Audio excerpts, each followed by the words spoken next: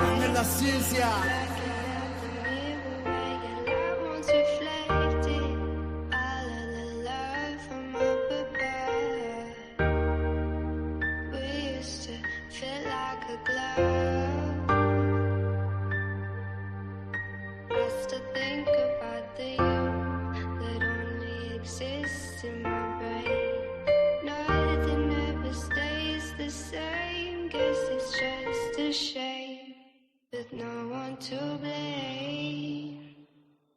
Me, myself, and I still pushing forward, I'm ahead like die. Standing on my flow with my head to the sky. Pass on a bitch, young rip, drop dimes. It's been a rough road, gotta look for the signs. I'm married to this music, so I cook for my bride. Flip out like a skateboarder, look how I grind. It took a long time, but I'm right on time. I'm progressing, that's progressive, I got bars like a correction. Still chasing petty cash, that's a mantis. I want extra, I stop searching for my pops. I hold my nuts just like a checkup. I get physical, I'm copping just like Interpol. I play on words like a syllable, to me the world is fading. Hold this L just like a Laker, like a birthday, my shit caking. It get messy like an apron, I pick out just like some bacon, and I sizzle like it too. Can't forget about you, boo, it feel like we on a loop. Same shit, different day, I don't know what's really true. I get high as I leave hoops, who gon' give me what I'm owed? Man, I guess nobody knew, and I know that money talks, so what it said is probably true. It's the feeling that I get, and the shit I'll probably do to get through or get by. I get fly, cause I'm Jeff Goldblum in my mind. Tell them hoes to fall in line. If you thought I fell off, bitch, I'm back like my spine. Hot as homemade pie, that's the pro rate, ma. I'm a pro, ain't I? Sniff it out like K9s. I'm a thief, it take time to be great, I'm Bayside. I get blue like Kelly Parker, when I'm gone I left a mark. Tell them fish I'm still a shark, I got will, I will embark on this journey till it's finished. In the midst of all this friction, I got vision on my P's like no limit. Like a mouse, now we clicking, I go out for the spinach, that's business.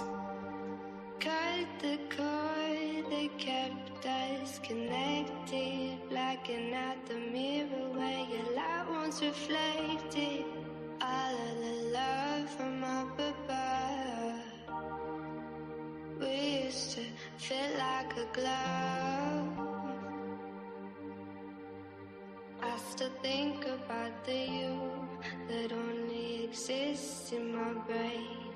Nothing ever stays the same, guess it's just a shame.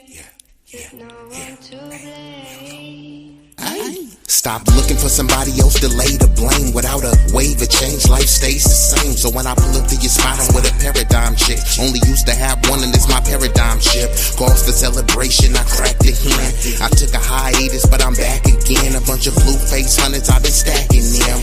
Cause in the game of life, I just have to win. So when I'm in go mode, I be ballin' insane.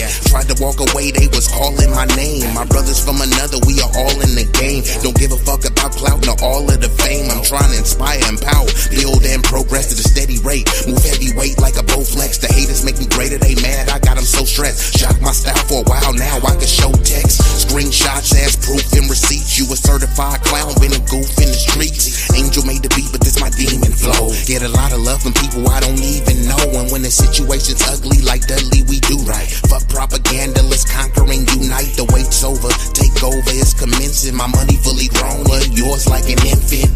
But that ain't no shade to you, it's just provision and protection, what you made to do. Being a man with a purpose, who you supposed to be. Living life as a loser, that's a joke to me. FN 509, stay close to me. If I pull it, I'ma spray like some potpourri. I don't wanna have to go there, so hopefully you don't try to have no beef or no smoke with me. Bro, everything I'm talking about, be backing it up. I'm back in the cuts, rapping the Dutch and macking a hut. She start to get aroused when I'm smacking her butt. Baby got stupid cheeks and she be clapping it up. I'ma enter through the front and hit the back of her guts. She a classy lady but be acting a slut. When we be kissing and cuddling, my bitch like to hug. Her box customized so it fit like a glove.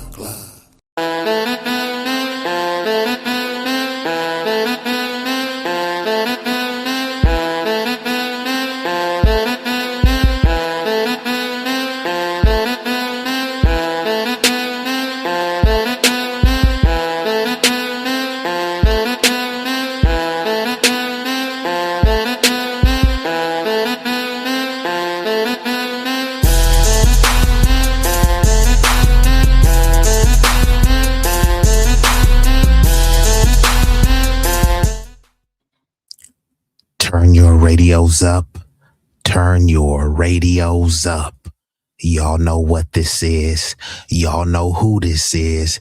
B-Eazy Dat Dude, an impromptu stream back with another one. This one is gonna be a banger. Will ruffle some feathers, so it will be a doozy. I don't like to keep y'all waiting. So before we get this thing started, you know, I gotta hit you. If you know the song, sing along. Yeah, you're right. 私も地元民と言っても時間少ないんです。もう友達できたの？うん。ぶったまんまこっち見ない。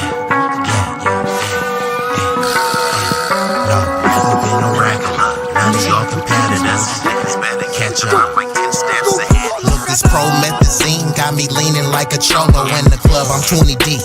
I don't be riding solo. Pull some bad bitches, they vanilla and cocoa. They wanna take some photos when we kick it out in Soho.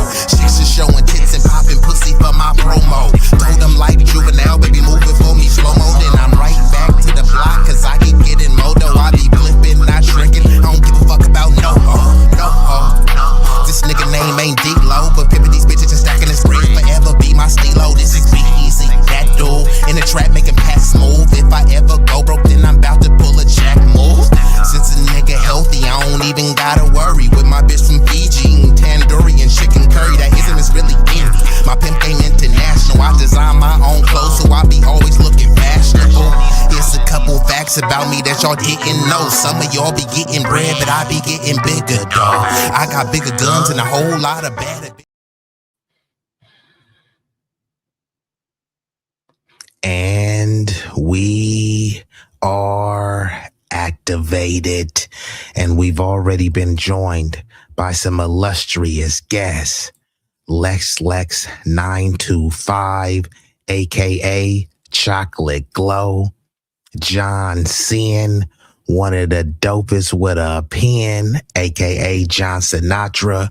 Chakra King, the hardest working mod on YouTube, Vibrant Lol. And Mr. 350, the big block boat rider, in the building. Salute to y'all. This one is gonna be a banger. It will ruffle some feathers, and I get it, man. Some people are like, this topic, you know, they would prefer that, hey, why don't you talk about a topic that's less divisive? Well, this is the issue, right? People are too afraid to talk about the anti-blackness that's rampant in these other communities. Because many of you guys are in these interracial relationships. Fine, bruh. Be with whoever you want to be with, right? Go ahead and be with Hector, Jorge, Juan, or Carlos, Maria, Consuela, right? Go ahead and be with whoever you want. But if you're willing to sell out your own community, your own lineage, just for a taste of an exotic taco, how pathetic could you be? And if it's not that, which in many cases it is, what else is it? Many people want to just be so nice to these other communities that they'll let them call them a nigga to their face. They'll let them call them a nigger. They'll let them do all sorts of racial and racist jokes. It's just jokes, bro. But you can't joke with them. You can't call them a slur. You can't marry their daughters or their moms or their aunties like that. But if you got the complexion for the protection of the collection, you can do that. And that complexion is usually way lighter than a paper bag. You can't truly build a coalition with someone that sees your skin pigment as an inherent impediment. We can't try to pretend just because you grew up around someone buying tacos and y'all listen to rap songs calling each other nigga, that somehow that means that there's some sort of coalition.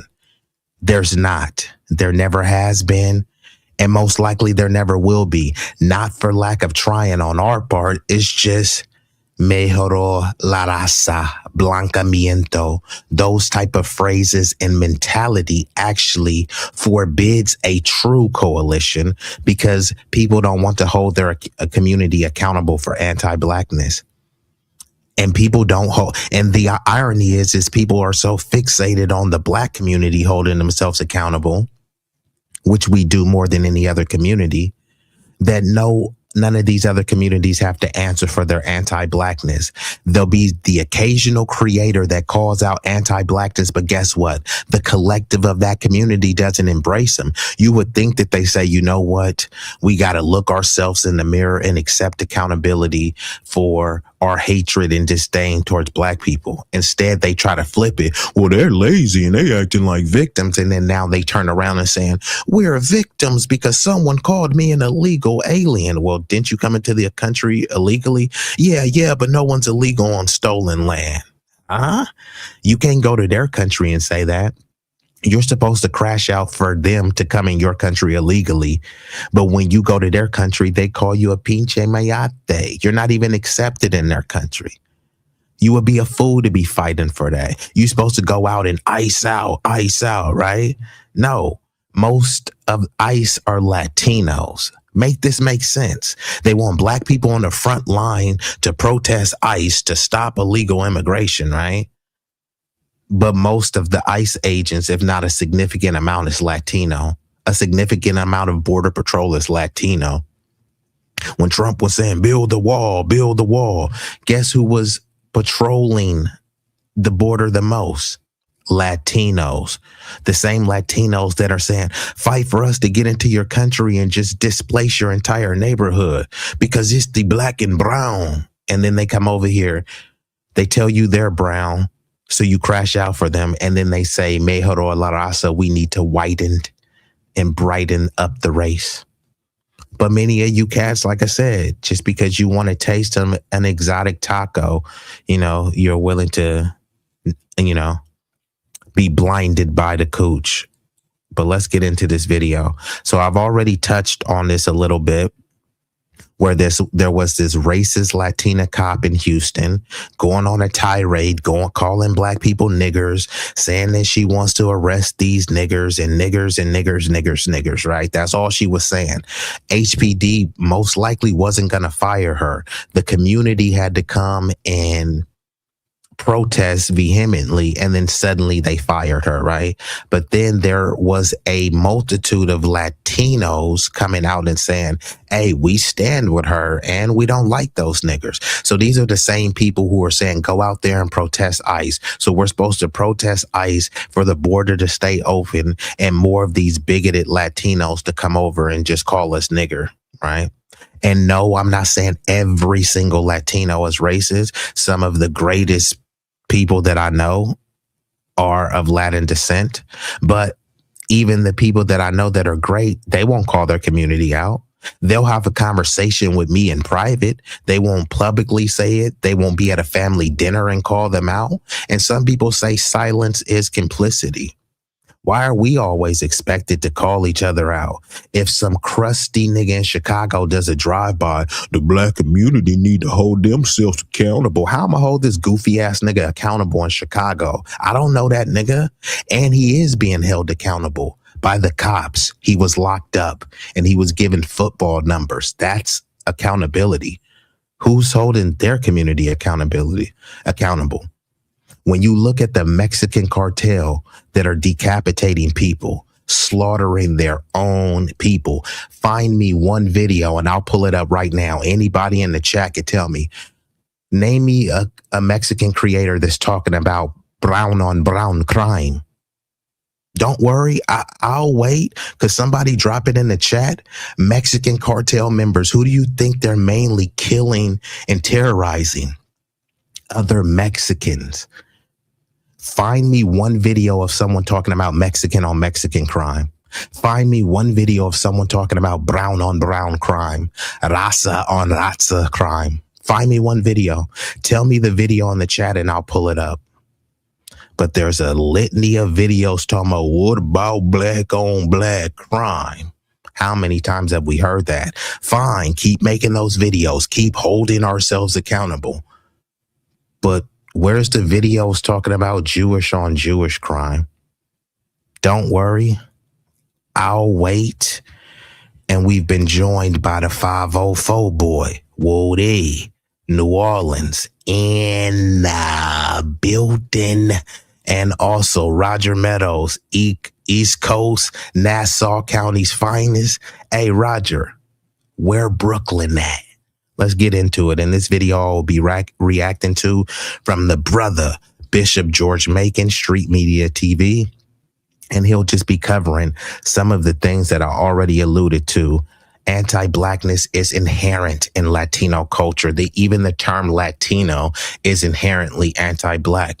It is a name for a colonial pet project. And unfortunately, there are many melanated Latinos that want to try to assimilate into what they believe a Latino is. But a Latino is a European colonial pet project. That's really what it is. You know what I mean? Now, people have taken pride and it means something different to them, but I'm talking about the origins of that, which is why many of these Latinos who are actually white, they have European ancestry, they fight to be white, and then occasionally their whiteness is honored, and then occasionally it's rejected and saying, yeah, you're white, just not white. You're not like us. There's hierarchies within these racial groups and within these ethnic groups. So even within whiteness, there is a level of stratification that people know. They pretend like they don't know. If you don't know, go talk to a heritage American. If you're a white Mexican, go talk to a heritage American and a WASP and say that, hey, we're both white. We're the same. And just come back to me and tell me if they say, yeah, we're the same. They may acknowledge your, you being Caucasian, but your whiteness is in question. And even if they do acknowledge your whiteness, they don't see you as the premium form of white. Just is what it is. Take it up with them. I'm not white, so you got to go take it up with them. Let's get into the video. Knows this. Now you have a bunch of people that's coming out saying that they stand. Man, this stuff gets more interesting every day. Now, this is the thing. Roland Martin and them would never run this kind of content. These Latinos all over the country, right? They do not rock with us. They claim that they're not racist, but they have anti-black racism and anti-black sentiments all throughout their culture. They've been getting called out by their own people. Everybody knows this. Now you have a bunch of people that's coming out saying that they stand with Ashley Hernandez, right? No matter how vicious and foul those words were, they make every excuse to stand with her. Now, could you imagine? And see, this is where it gets cowardly with some of these people in that community, right? They'll say, hey, we stand with her. That's fine if you stand with her. So that means that you stand by her calling us nigger and all this other stuff. And you know what I said? All slurs matter. You can't say that you stand by someone calling us a nigger, but then in the next breath, you're getting mad that someone calls you an illegal alien. There's no legal term called nigger. There is a legal term called an illegal alien. You don't have to like it, and you can clutch your pearls and say, no human is illegal. Well, the Democrats have been in office more than the Republicans. The Democrats are the bleeding-hearted liberals, right? Why didn't they eradicate that term from the legal lexicon? So since they didn't, we have to use. Don't they say that we're a nation of laws? So if we're a nation of laws, why wouldn't I use a legal term? Illegal alien is a legal term. Just because it makes you uncomfortable doesn't mean anything. And y'all have no issue with being uncomfortable, right? You had no issue with hearing an uncomfortable slur calling people nigger, right? That didn't make you uncomfortable. So someone calling you an illegal alien, a legal wetback alien, none of this should make you uncomfortable because they're all just words, right? Nigger is a word, wetback is a word, right? Like, okay, all slurs matter. Let's get back into it. Imagine a black and brown coalition of these people in positions of power, how they already view you, right? Listen, these people got up here today and they said some stuff, man. We ain't even going, no more shenanigans. We're going to get right into it, man. We're going to get right into what these people, man, this thing is crazy. So I'm going to be fast forwarding it. If y'all want to watch the video uninterrupted, you can watch it on Street Media TV. And give me 1 second. Let me try to fast forward this a little bit. Okay. And then let me give a shout out to the Florida fam. Sunlight from the Sunshine State, shining brighter than a diamond in the building. Certain culture of people can think Ashley Gonzalez deserve to lose her job. I really don't. I think it's fair that we live in a society where a certain culture of people can weaponize one word to destroy your life. And they will push you into saying that word. Could you imagine? She said. Now, I'm going to give my own commentary because if you want to watch his commentary, you can go watch there. Now, look at her acting like a victim. She said that people were pushing, right? So this is, y'all know my acronym. If you don't, it's Cecil, SESL. Same energy, same logic. Keep the same energy, apply the same logic. So she just said that people are getting canceled over this one word, especially when these people push you to say it. So basically what she's saying is that black people behave in a manner, well, hey, if you don't act like a nigga, I won't call you a nigga. Okay, fine, right? Mind you, these are the same people. They're caping and saying that we shouldn't get over being called an illegal alien.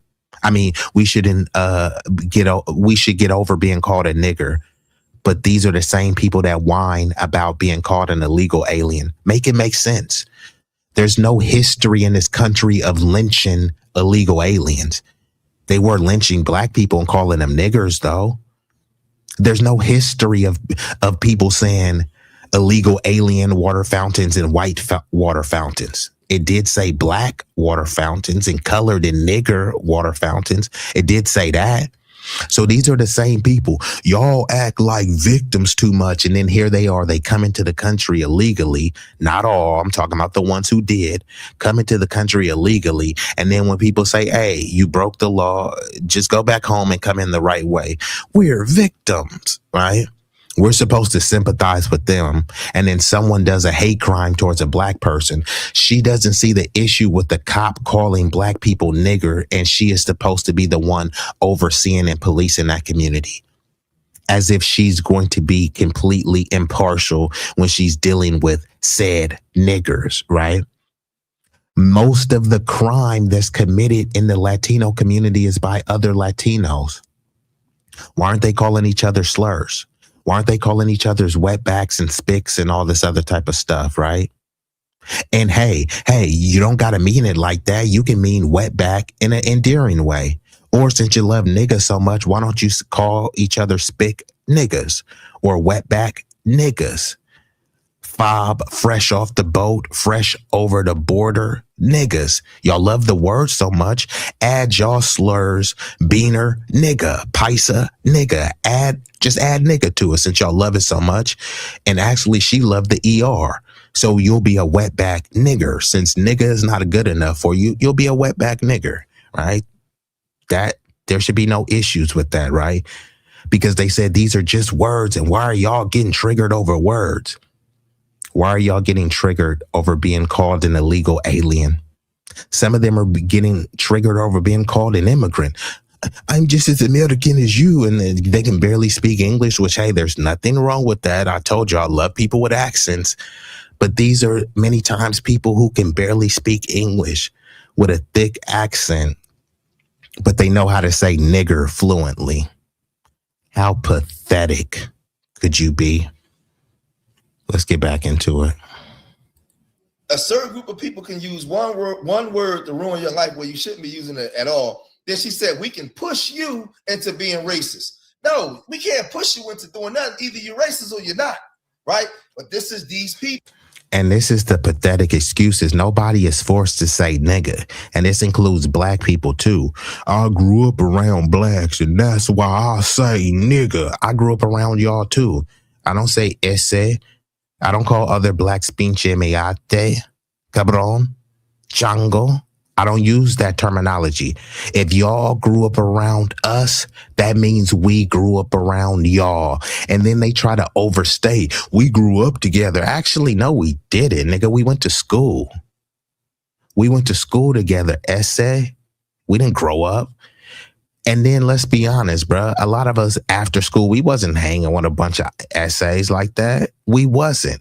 So what? So where is this whole we all getting along stuff? So they try to say like, oh yeah, you remember the time where we played on the football team together? Okay, that don't mean like we really grew up together. We was on the same team. If we wasn't on that team, we wouldn't have been kicking it like that. So this whole like we grew up with each other is really some BS, because when you look at the neighborhoods, how is there a neighborhood? How could you call a neighborhood Little Mexico, but you grew up around us?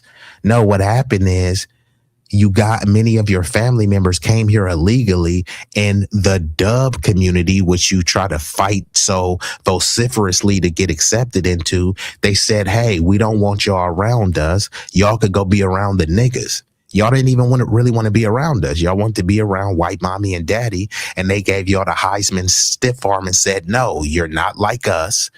So then they forced it to pretend as if it's a black and brown. And they only tried to do that to pacify it. It's like, hey, look, we're just like you guys. You know, you went through Jim Crow. We went through Juan Crow. No, you didn't go through Juan Crow, because Mexicans specifically were classified as legally white before the civil rights. Before the civil rights movement, Mexicans were classified as legally white. So what exactly would they have been fighting for? The only thing were they fighting for was that, hey, for their whiteness to be truly honored. But like I said, there's stratification within whiteness. They accepted you as white. They just said you're not the purest form of white. Yeah, you this cocaina, but you the one that stepped on. You ain't the pure, unadulterated blue magic. That's what they was telling you. And they thought the more they kiss white mommy and daddy, the more they crap on black people, the more they practice blancamiento, that's going to ingratiate them towards that community.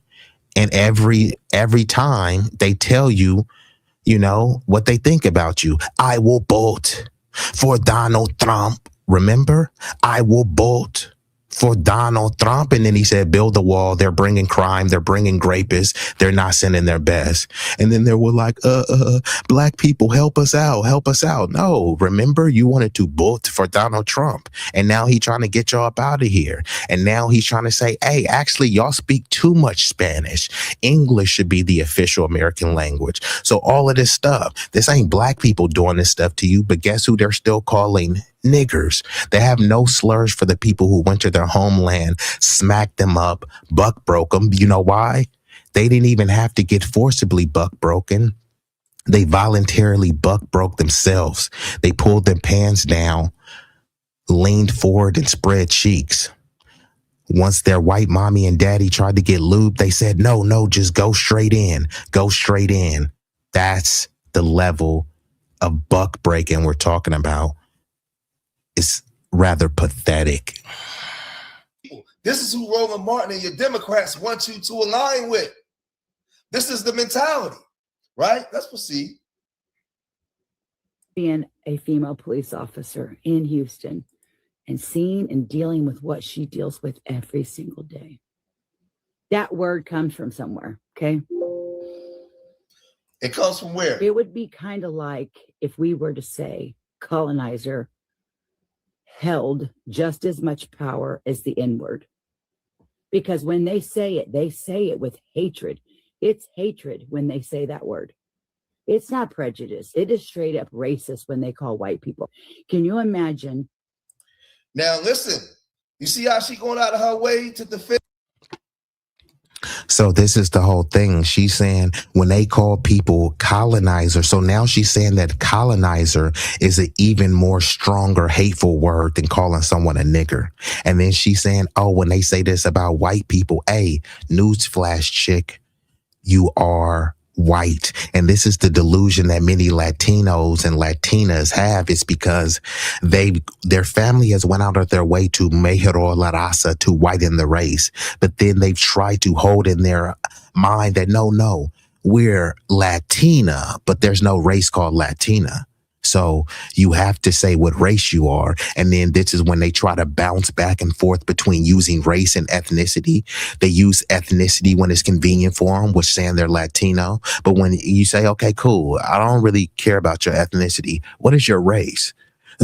Well, race is made up. You can't tell me that race is made up, because then that negates everything you say after that. If race is made up, then automatically ethnicity and tribe is made up, which it is, right? Fine. Race is made up. Ethnicity is made up. So if your made up ethnicity is Latino, then what is your made up race? So they try to avoid to say what their race is. But when they're in a room and there's no one around them and there's a box to check, you know what box most of them checked? A W. So, what race is this chick on here, right? I mean, she's lighter than Donald Trump. Donald Trump is clearly white. He's orange, but he's clearly a white man. She's lighter than Donald Trump, but you're not supposed to call her white. No, she's not white. She's Latina. Cameron Diaz is Latina. Jessica Alba is Latina, but that's not their race, though. And we've been joined by some illustrious guests, Atebe, and Sincere Saida in building. We gonna get right back into it. And like Lex Chocolate Glow says, whole milk. I don't know if that's that lactose intolerant milk, but yes, she is clearly a W Latina. And like Big Rig says, you heard them out there. I will vote for Donald Trump. I will vote for Donald Trump. Fine. You voted for him, and now this is what you're getting. He getting many of your people up out of here.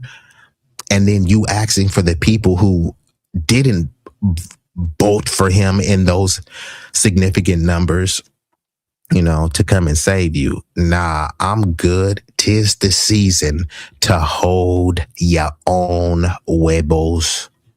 Let's get back into it. Hold on, let me see. But these people will get together. These people. Hey, Roland, where you at, Roland, on this? Minority Coalition, Roland. And they'll call every. And Roger Meadows, you in the chat. Well, I don't know if RBN is still rocking. Where is Nick Cruz? Where is Ujama Buraka? Where is Roland Martin? Kunchis Lee? All of these tethers, all of these Sambos and doing the Sambo shuffle who's wanting us to fight for open borders. Is this what we're supposed to be fighting for? We're supposed to fight for people to come over here to try to replace and displace us, and then try to say, well, y'all didn't really build nothing and y'all was lazy and stupid. Steal our culture, steal our swag, and then say, hey, well, y'all even really got a culture. All the stuff that we do, we don't wake up and look and try to see what is, what of Mexicans we can emulate. They trying to copy us. There's nothing. And hey, salute to y'all. Y'all have your own culture, but many of your culture comes a product of colonization. We created our culture out of the mud. And that's what people try to get pissed because, they can't lay claim to it. And then they say, hey, well, I was in the mud too, so I created it too. No, you didn't. You came later and you got a little bit of mud on your shoes, but that don't mean you created. Right? We was in the gym. We was in the ones shooting up shots, dunking the ball, and you was over there spectating, and you was like, I was there. Yeah, you were there, but you wasn't doing anything. You were observing things. You were soaking game. You were leeching and tethering. That's not creating. And later you contributed. Fine. We'll give you credit for contributions. A contribution is not a creation. If I built a car and you bring me some air fresheners and, some tire foam, hey, thank you, bro. You contributed to helping my car become clean. But you didn't build the car. to try to be like, man, remember I brought you that sham wow towel? You know what I mean? That microfiber towel. Yeah, you contributed something to help me wash my car. Bro, you didn't wash the car and you definitely didn't build the car. And that's what many people are doing. They bring in some menial, minuscule contributions that we are appreciative of. But a contribution is not a creation. Organization, and they'll stand out there until they get their way. And the fact is, people need to not crumble. What those police officers go through on a daily basis and what they see every single day, I could only Oh, it looks like we got the Tim the dweeb back. We got the goofball Tim.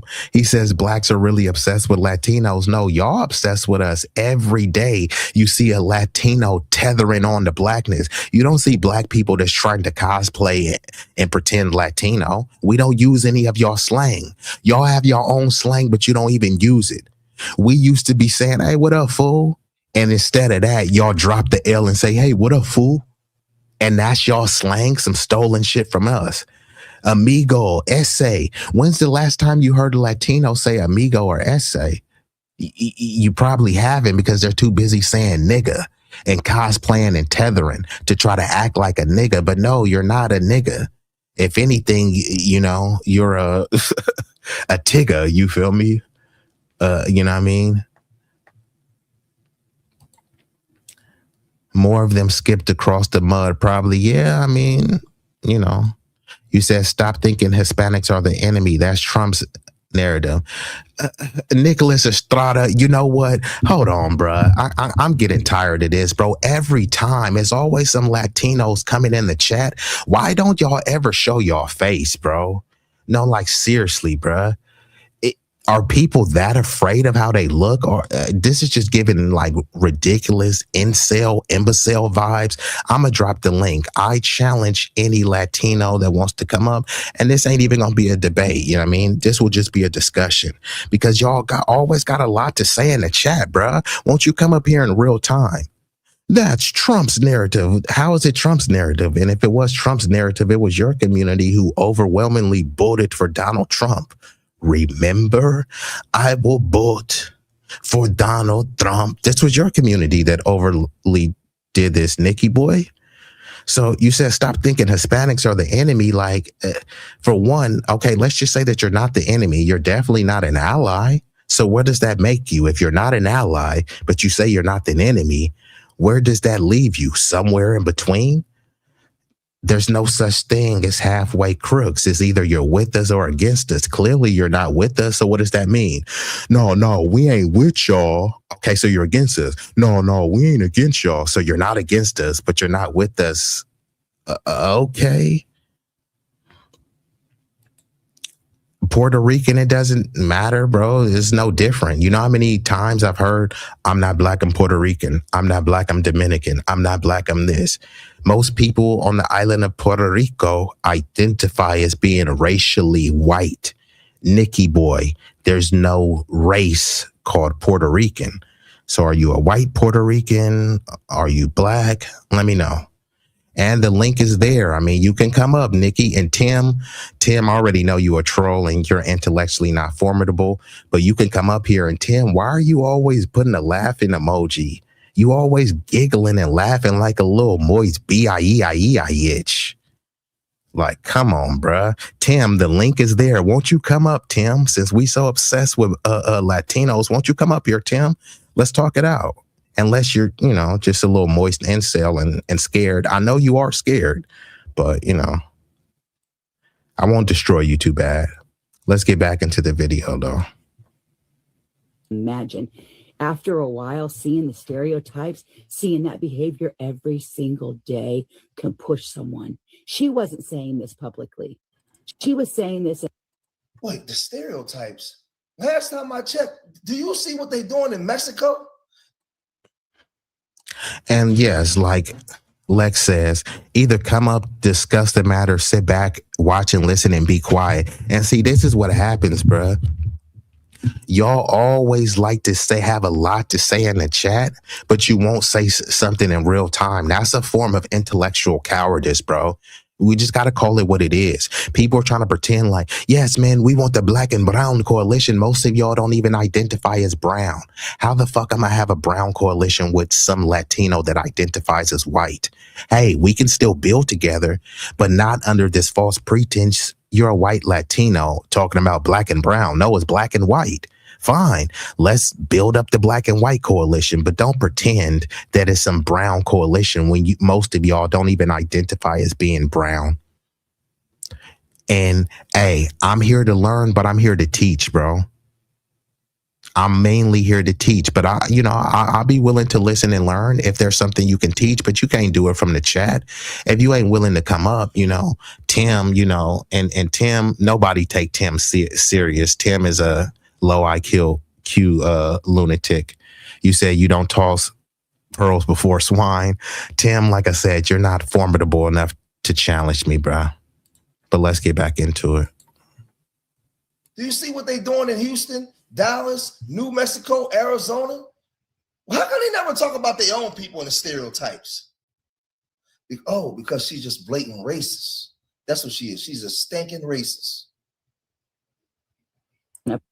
Private group chat with her friends, and she had one of her friends do this to her. She had one of her Hispanic friends that wasn't racist, like you. So, and this is the whole thing, right? They love to talk about the accountability in the black community, but then when Latinos try to hold other Latinos accountable, they call them sellouts and traitors and stuff. And man, why are you saving? Why are you, trying to crash out for the blacks? And see how he says, I can care less if they like me or not. My ID says FBA. And this is the thing. Too many times people are trying to get these other groups to like them, but it doesn't matter. No matter how much you try to bend and grovel and beg and plead with them, they don't like you because most of their existence is inherently anti-black. They're trying to get proximity to whiteness. Many of them actually are white because they have European ancestry. And there's nothing wrong with being white, black, Latino, Asian, Persian. There's nothing wrong with any of that.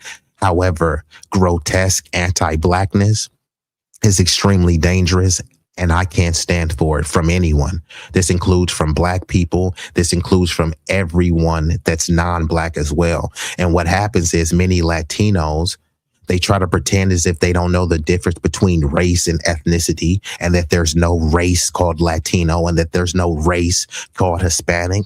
They try to pretend as if they don't know, but then at the same time, they'll call blacks lazy and say, you guys have low IQ. Well, if you guys are so high IQ, why are you getting stumped and confused between the differences of race, nationality, and ethnicity, right? If you're so smart, then you should already know the differences. But what happens is that many of them, not all, but many of them, they try so hard to be accepted into whiteness. And the white people, even though they are white, tell them, hey, you know what? You're not like us. So they try to adopt and cultivate this mythical Latino identity, which no one really knows what it is. It's just a nebulous colonial pet project term that could truly mean anything to anyone. Right? The people who are truly Latino, they try to shun them and say, no, you're not Latino, you're Afro-Latino or you're Negro. It's like, no, they're more Latino than any of these Lily W's that you call Latino. So then they say, no, well, they're Hispanic. Okay, there's no race called Hispanic. So clearly there's a bunch of black Hispanics, but they don't get to be labeled Hispanic. If they're black and Hispanic, oh no, well, they're not Hispanic. They're Afro. No, they're not Afro anything. They're Hispanic, just like the white ones are Hispanic. But this is the whole term. They try to have a standard of what they want the Latino Hispanic to be. And it looks like this woman on here. She looks no different than a white soccer mom from any of your local suburbs, right? And like Monique said, all she is a white lady with a taco.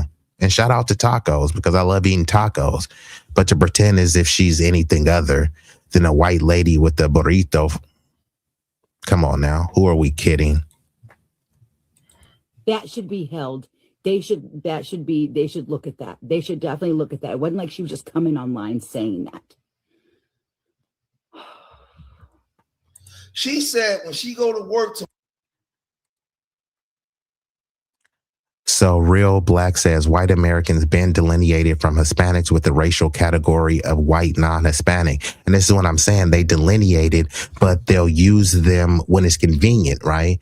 If there's some Hispanic person, and I always like to use Cameron Diaz, right? If they want to give an award for Hispanic culture, they can give it to Cameron Diaz. She's Hispanic. But if they want to uphold the beauty of whiteness and, you know, look at the angelic benevolence of whiteness, hey, look at Cameron Diaz. So she can be white when it's beneficial, but then she could also be Latino when it's beneficial. And that's how many of them are, right? They actually are white, but then they'll check Latino to make it seem as if there's something more exotic. And this is what they do in Florida, right? They have a bunch of white Cubans and then they like, oh my God, the Hispanic community, they really are going for the GOP. You mean the white Cubans? You know what I mean?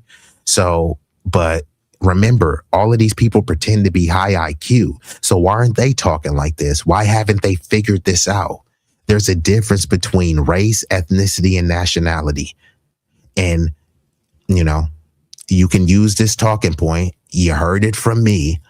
If they want to retort how race is a social construct, that automatically concedes that everything else under that would automatically be a social construct. If race is a social construct, then that means that these drawings of borders and nationality is a social construct. Religion is a social construct. Ethnicity and tribal names are social constructs.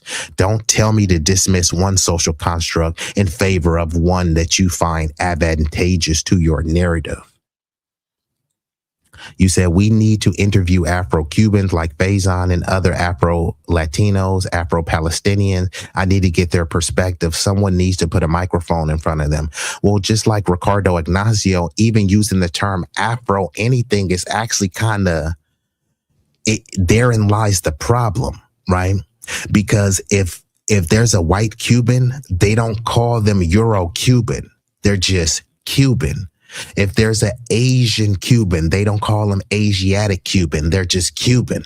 It's only with the melanated ones. Oh, they're Afro-Cuban. That's a way to delineate, and that's a way to say you're not like us. Yeah, you're Cuban, but you're Afro-Cuban. So the Cubans means that that's the pure form of Cuban. It's almost like Pepsi and Diet Pepsi. Yeah, you hear the name Pepsi, but Diet Pepsi isn't the same as Pepsi, right? If there was only one drink that you can drink, people would prefer the Pepsi, not the Diet Pepsi. It's the same. No, it's not. That's why it's called Diet Pepsi. And that's why a Cuban and an Afro-Cuban, they're supposed to be the same, but Afro-Cuban is like a Diet Pepsi. What they're saying is like, yeah, you're a Pepsi, you're just the diet version. But no, actually, they're not. And people have been convinced because they've taught you that, hey, you're holding some sort of form of cultural pride. But no, all it is a form of ethnic erasure. You're othering yourself, and then they try to compare you to an immigrant, like you're not really truly from this land. You're an Afro, so they put in the Afro as a prefix to try to say that, yeah, okay, we'll acknowledge your lineage, but only, with the Afro in front of it. That people got to kind of stop doing that. The same thing, Afro-Palestinians, right? There's Arab Palestinians. Palestinians over here, don't take my word for it, look it up. Right now, the Palestinians are considered white. Now, you can go on a harangue and say, well, Palestinians ain't white. Well, do you see a movement right now fighting for them to not be labeled as white? Now, they have fought to be classified on the OMB as Middle Eastern North African, but there's no race called Middle Eastern. And there's no race called North African. So then again, what race are these people? Lebanese people considered white, Egyptians considered white, Syrians considered white, Armenians considered white. But if you're over there, Roger, then you'll be Afro-Armenian, Afro-Israeli, Afro-Lebanese, huh? The white people go over there. The white people who are smacking them up and bombing them. They go over there, have babies, and then they're just Lebanese. You didn't bomb anybody, and you get over there and they're calling you a bead. I mean, I'm just saying, bro. So putting Afro in anything is just a way to ethnically erase you. That's the whole thing with the whole African American, right? It's just a form to muddy the waters and to try to make you comparable with the immigrant. Oh, I'm an Irish American. My family immigrated here. You're an African American, so you really come from Africa. No, I don't come from Africa. Well, actually, you do. You know what I mean? So even if your family has been here thousands of years, and let's just say at the very minimum 500 years, that's not enough for you to be from here, right? Think about this. The so-called indigenous people, right? They suddenly discovered this land, but they stopped being, they say that they were Asiatic. Okay, when did they stop being Asian though? Right? No one could tell you that. Oh, well, they're indigenous. There's no race called indigenous, bro. So what race are these people? And indigenous is a relatively new term, right? People are using natives and Indians and all sorts of other terms, but nobody asks these questions because you're just supposed to go with it, right? Because they know many of these so-called natives are not indigenous. These people are indigenous to Europe, but all of the black people, you're African, right? No, I'm not. Like my family was here. Right? Some people were from Africa. Some people were from here. They mixed everybody up. They're doing it in real time. They're doing it right now. So what do you think they did back then when there were no records? They look at any Hispanic person and lump them up in one big group. Are all Hispanics the same? Well, according to the U.S. Census, yes.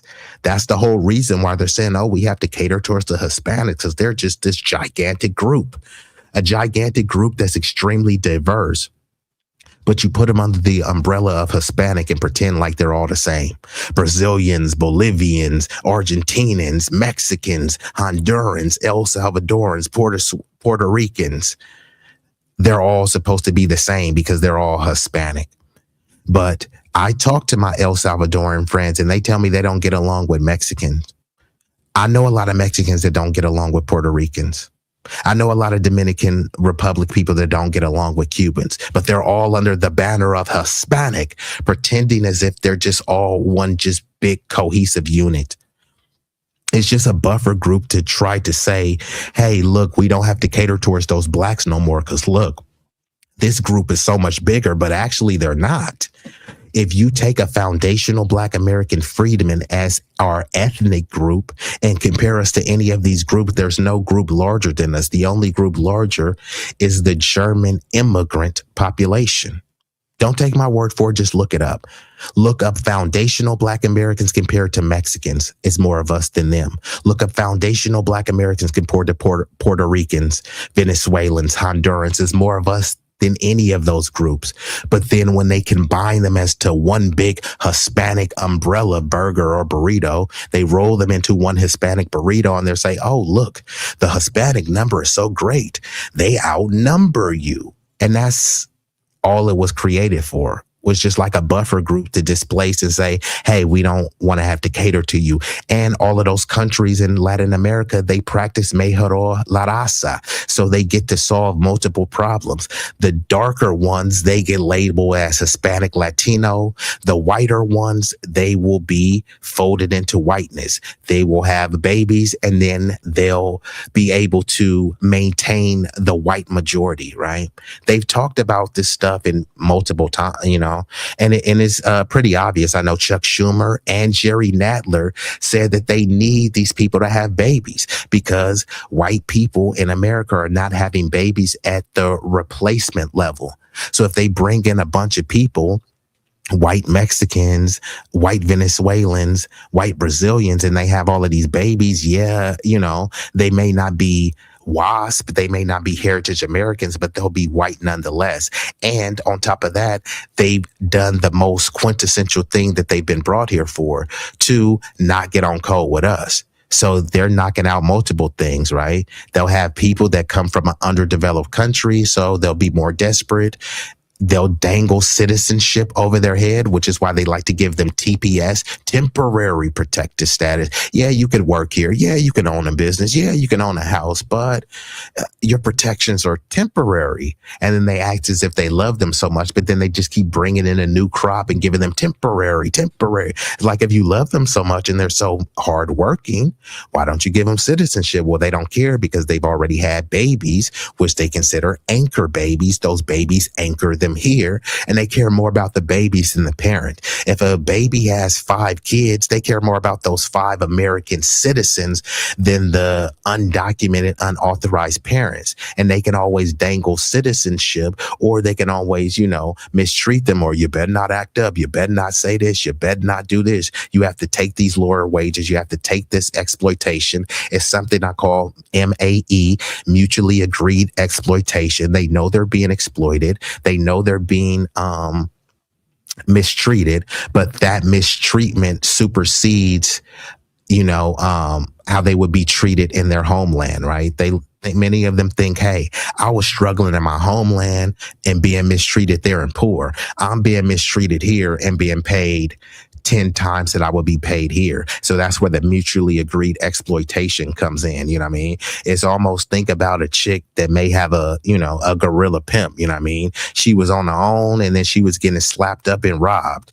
Now she getting slapped up and she making money, and occasionally, she get her back blown out and she get a nice little necklace or something like that. The same thing was happening to her, except she wasn't getting a necklace and she wasn't getting certain levels of protection. That's a form of mutually agreed exploitation. Let's get back into it, and then I'm going to transition into another video. But I'm getting tired of this little Latina. So here, let me fast forward to this other little moist... I don't know what this dude is, but look at this dude. Here we go again. Hold on, let me pull it up. Look at this dude, a little bussified Rico Suave on your screen. Let's see what he has to say.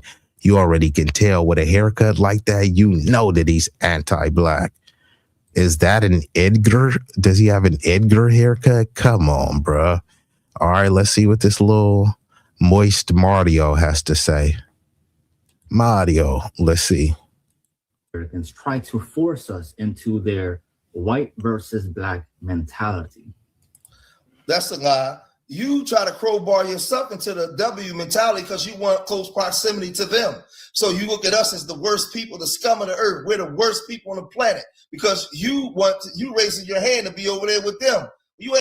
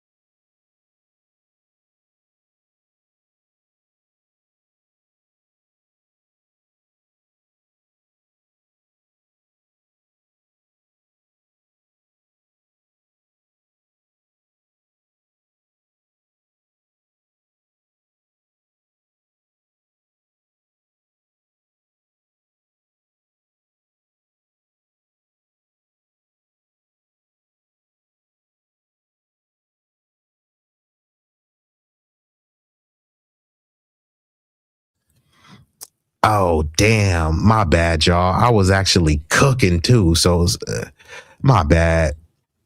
Thank you for saying that. You know what? Thank you for saying that, because I was cooking. I can't even remember everything that I said, but let me go back to Roger. Damn it. My bad, y'all. I was really cooking and it was all off the dome. So Roger said WASP, white Anglo-Saxon Protestant versus WISP, which is a white Hispanic. And I said, this is the issue.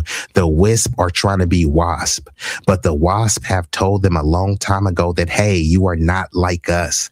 They gave them the Heisman stiff arm, even though they said, look, we've already gave you guys, we threw you a bone. We acknowledge your whiteness, but you're not the premium form of whiteness, right?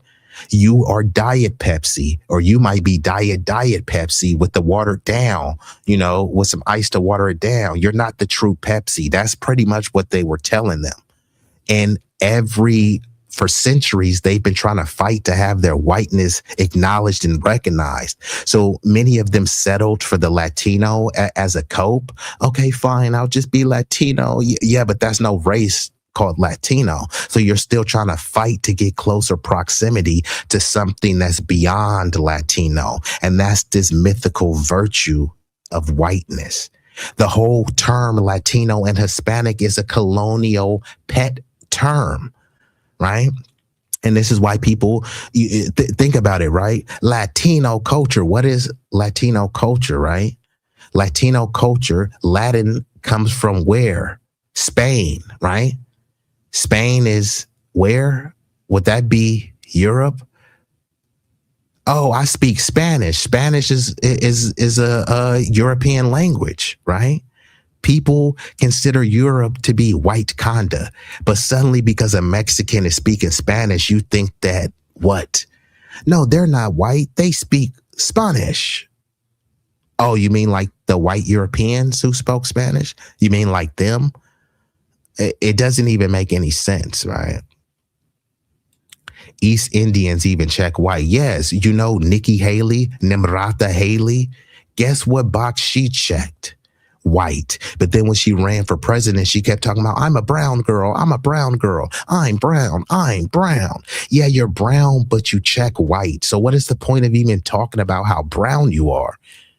Do you know who Enrique Tarrio is? Enrique Tarrio is a Cuban. He's almost darker than me. He was one of the leaders of the Proud Boys. When Enrique Tarrio got arrested, guess what race he was listed as? White. So yeah, you can try to say, oh no, well, he's not white. Okay, fine. Why is nothing been done about it? If he's not truly white and there's just some sort of scam going on where non-white people are checking a white box, where's the outrage from the collective white community to do anything about it?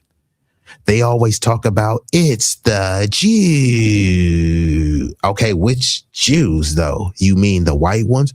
Well, Jews are not white, bro. Okay, 92% of American Jews identify as racially white. There's no gun put to their head forcing them to check that box. So if they're not white, what race is them? They have another box that says other. If Jewish people were not white, why won't they check the other box and then write in Jewish? Instead, they check appropriately and accurately what their race is, which is white for the majority of them. The majority of the Ashkenazis descend from European ancestry. But people are like, dude, Jews are not white. Yes, they are. And if they aren't white people should be outraged then, right? A bunch of non-white people get to check the white box. If you don't care, then what are you complaining about, right? So it's either Jews are white or they've been lying to us this whole time. Which one is it? Which one is it? And he said the Hispanic burrito. Yeah, that's exactly what it is. They took all of these Hispanic nationalities and ethnicities and rolled it up into one big burrito and said, hey, look at this group that, this group is a larger group than you. So we have to cater towards them. But don't take my word for it. Look it up. Foundational Black Americans compared to the population of Venezuelans, then compared to the population of Hondurans, then compared to the population of Mexicans, which is the largest Latino ethnic group. We have larger numbers compared to these groups individually. But they lump all of these groups up together and then say, hey, look at all of these Hispanics. They're growing so rapidly, right? And this is another reason why they like to bring people over here in desperate they like to bring people over here undocumented, because if someone's over here undocumented and they know a pathway to citizenship is 10, 15, 20 years away, guess what's the first thing that they're going to do? The first order of business, pop out a baby, as many babies as you can, which is hence the term anchor baby. The baby anchors you here. So even if at worst you get deported, you've already had 3, 5 upwards or more U.S. citizens, which is why Trump and others are trying to challenge birthright citizenship now. So, and then they'll start playing on your heartstring. Somebody who came here illegally and had 5 kids, and then they say, oh, you know what? You came here illegally. You got to get up out of here. Oh no, they're just working hard and they have kids. And then you're supposed to be so sympathetic because someone has a job. There's a bunch of people have jobs. You're not sympathetic towards American citizens who have jobs, but you are sympathetic towards someone who came here illegally and has a job and may get deported, right? Doesn't really make sense. Divide and conquer, disruption to our way, life never to return. Maggie, this is kind of like some, aimless babble, but the link is down there if you want to come up here, Maggie. I hear what they're saying about the divide and conquer. This is what gets annoying to me, because yes, they are doing a divide and conquer strategy, but to me, someone cue the tiny violin, because remember, the people collectively, they like to lean into the tropes that Black people are low IQ, savage, right? But you other communities purport yourselves to be in the high IQ and super smart and organized and stick together. So why are you allowing the power structures to divide and conquer us then, right? So let me guess, it was the powers that be that forced all of these other groups to call us nigger. It was the powers that be that forced y'all to not want to hire us, to have all of these anti-Black tropes. They talking about divide and conquer. You're part of the division. And I'm not saying you specifically, Maggie, but I'm saying many people in your community. People will come on my stream, leave a comment, but when's the last time you talked to your family members about all of the disgusting stuff they said about Black people? When's the last time you talked to your family members or your friends and say, you know what? We should try to do something a little bit more in the community. You know what I mean? We should try to mentor the youth. We should try to do a food drive. We should try to clean up some trash or any little thing. And these things that I'm just naming is off the dome. And these are the bare minimums that people could do. People are not even doing this. And then they'll get on and say, they're just trying to divide us. No, actually, they're not. We've already been divided. How could they divide something that was never united, right? And if we're working towards unity, we're not going to unify by lying. If a dude had cheated on his girl, right, and he wanted to get his girl back, and he was like, "Baby, I just want you to take me back, but we don't got to talk about none of the past, huh?" Nigga, you cheated over and over and over. It ain't no reconciling if we ain't dealing with all of the disgusting stuff you did. Man, why you living in the past? I'm living in the past because you never addressed it. Now let's address what you did in the past so we can ensure that this never happens again. And then we'll see where it goes from here. And this is what all these other people want to do. They want to try to forget what they're doing currently and in the past and just say, they're just trying to divide us. Okay, well, what are you doing to go against that?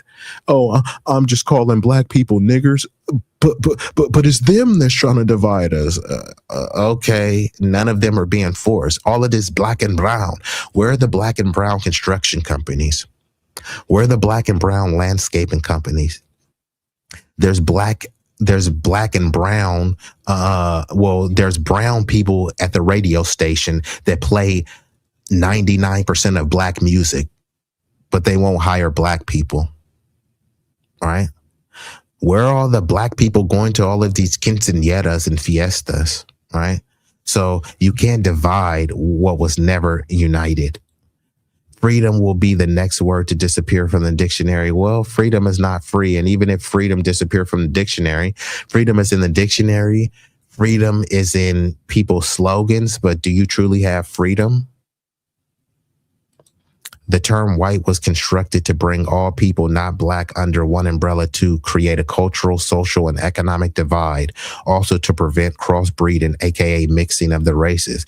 And this is the thing that people say, it's a social construct. Okay, fine, it is. Doesn't matter that's a social construct. What matters is what you adhere to, right? And since you do adhere to it, it's a social construct. Yeah, social construct that you're trying to get close to and assimilate and be a part of. So why are you even telling me that it's a social construct? And this is for the people that make that argument. And shout out to Lady Quantum. I ain't know you was in here lurking. You know what? I wasn't even expecting, like, hold on, is Lady Quantum, is that really you? Oh, damn. Dr. Fresh. Wait a minute. I know you. Wait a minute.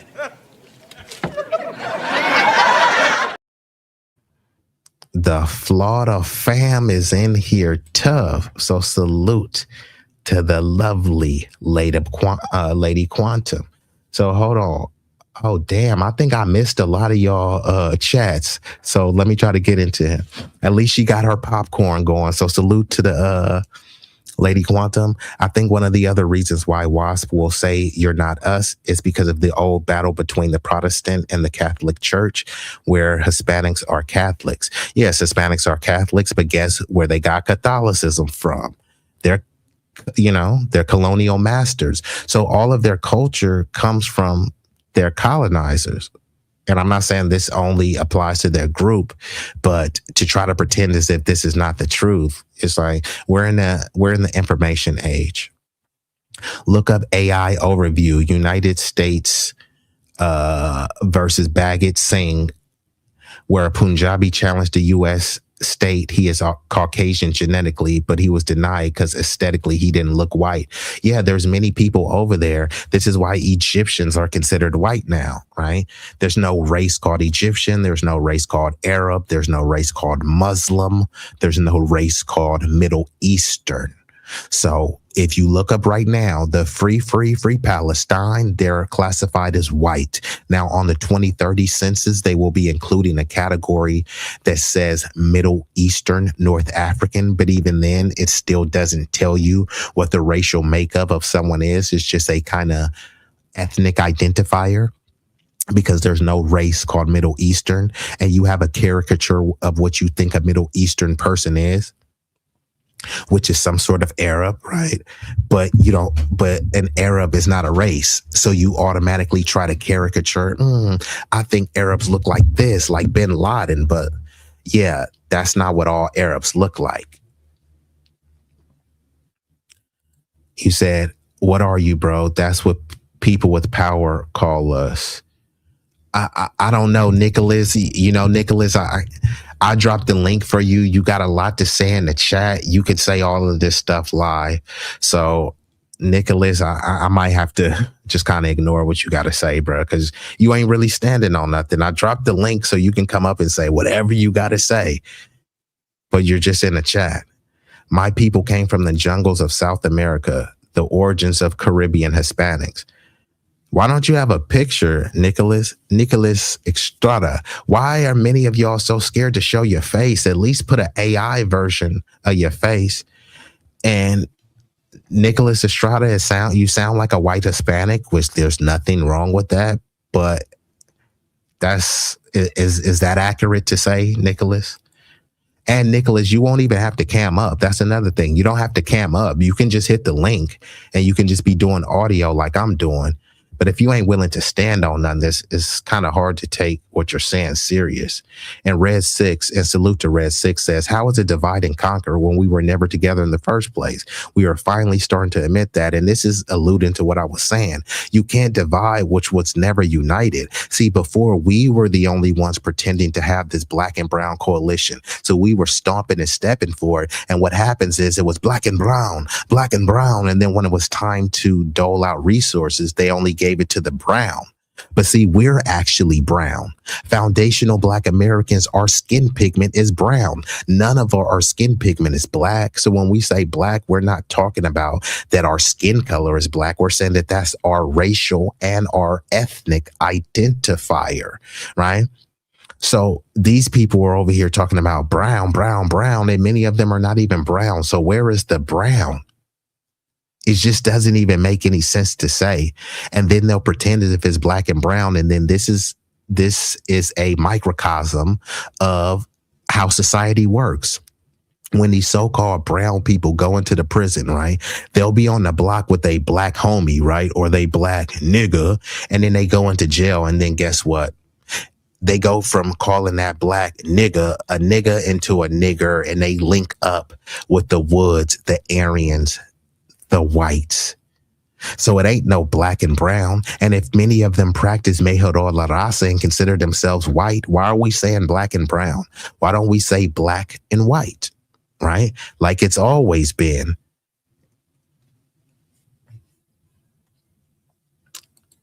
You said Latino, Hispanic. Which is which, bro? Well, you got to ask your community. They use the terms interchangeably. Latinos for Trump. Then they say Hispanic this, Hispanic that. Is your community. Like I said, Nicholas Estrada, I mean, you got a lot to say in the chat, but it's like, if you're scared, go to church, bruh. If you're scared, go to church, hermano. Anti-black laws and statutes, policies, laws, statutes, amendments. You said, what state am I from? I'm from California. Oh, shout out to Stan Joseph, KMEL, and Summer Jam. Yep. I think you were talking about that there's a lot of Latinos that run these people. They run many of these programs, but they don't hire black people. All they play is black music. They use, black swag, black slang to get notoriety and popularity, but they only give the jobs to like Hispanics and Asians. If it's not a Hispanic, it's an Asian. If it's not an Asian, it's a white person. You know what I mean? You sent the link of the Mexican politician, Tex Rep Armando Wale, getting his wake-up call so beautifully. I'm going to have to check that out.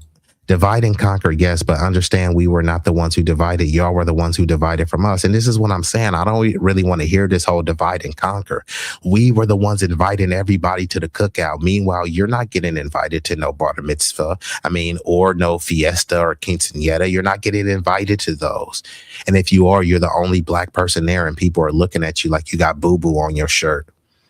So yeah, we have tried to unite with everybody, and we saw that it wasn't working. And you know what they say, if you're doing the same thing over and over, expecting a different result, some would call that insanity. So we can't keep doing the same thing over and over. Y'all said, you know what, we don't like you niggas. Y'all gave us y'all ass to kiss, and many of us still kept puckering up and kissing the booty. Now people are saying, you know what, we tired. 'Tis the season to hold your own nuts. If y'all don't like us, right, they try to pretend as if it's reverse racism to be separate. But if we're already separate, then let's just be separate but equal. Let's just be separate but no beef. We don't even need the hatred. Okay, fine, y'all hate us, then we just don't need to be around y'all. We don't need y'all at our parties. We don't need y'all cosplaying, tethering towards us. Just go celebrate your Latino culture and be proud of it. It's no hard feelings. But for some reason, people have all of this vitriol towards us, and people are getting in positions of power to actively undermine us. It's okay if they don't like us. What's not okay is that you're calling us niggers, and then you're a cop, and you're disproportionately arresting people, and you're not being impartial as a police officer. It's okay if y'all hate us. It's not okay if you hate us and you're a doctor. Right. And then a black dude comes in, and you could save his life, but it's like, oh, well, he's a nigger. Why should I really save his life? Right. That's not okay. And there's nothing Christian about that. And all of these people claim to be themselves. What is so Catholic about? Now, I'm being facetious because, I know the churches, especially the Catholic Church, widely participated in the slave trade, but I'm being facetious, right? Because they like to trot out the Pope as if he's this, bastion of, virtuosity, right? But what about Catholic culture is saying nigger, nigger, nigger all day and trying to racially target black people? Because this is what these Latinas who are saying, I stand with her, and our culture is this, our culture is this. Yeah, your culture is heavily Catholic. What about the Catholic culture is about racially targeting niggers? Is there any documentation or evidence that y'all can point to outside of their involvement in the slave trade, of course? let's get back into it. They ain't fooling us. They want us to subscribe to their social idealisms, and that includes their language. And quite frankly, I am refusing, as a Latino, I am refusing to bow down to their linguistic authority. Personally, I don't even care about Ashley Gonzalez herself. She is an individual. She can make her own decisions. If she wants to apologize, she can apologize. I, however, will never apologize.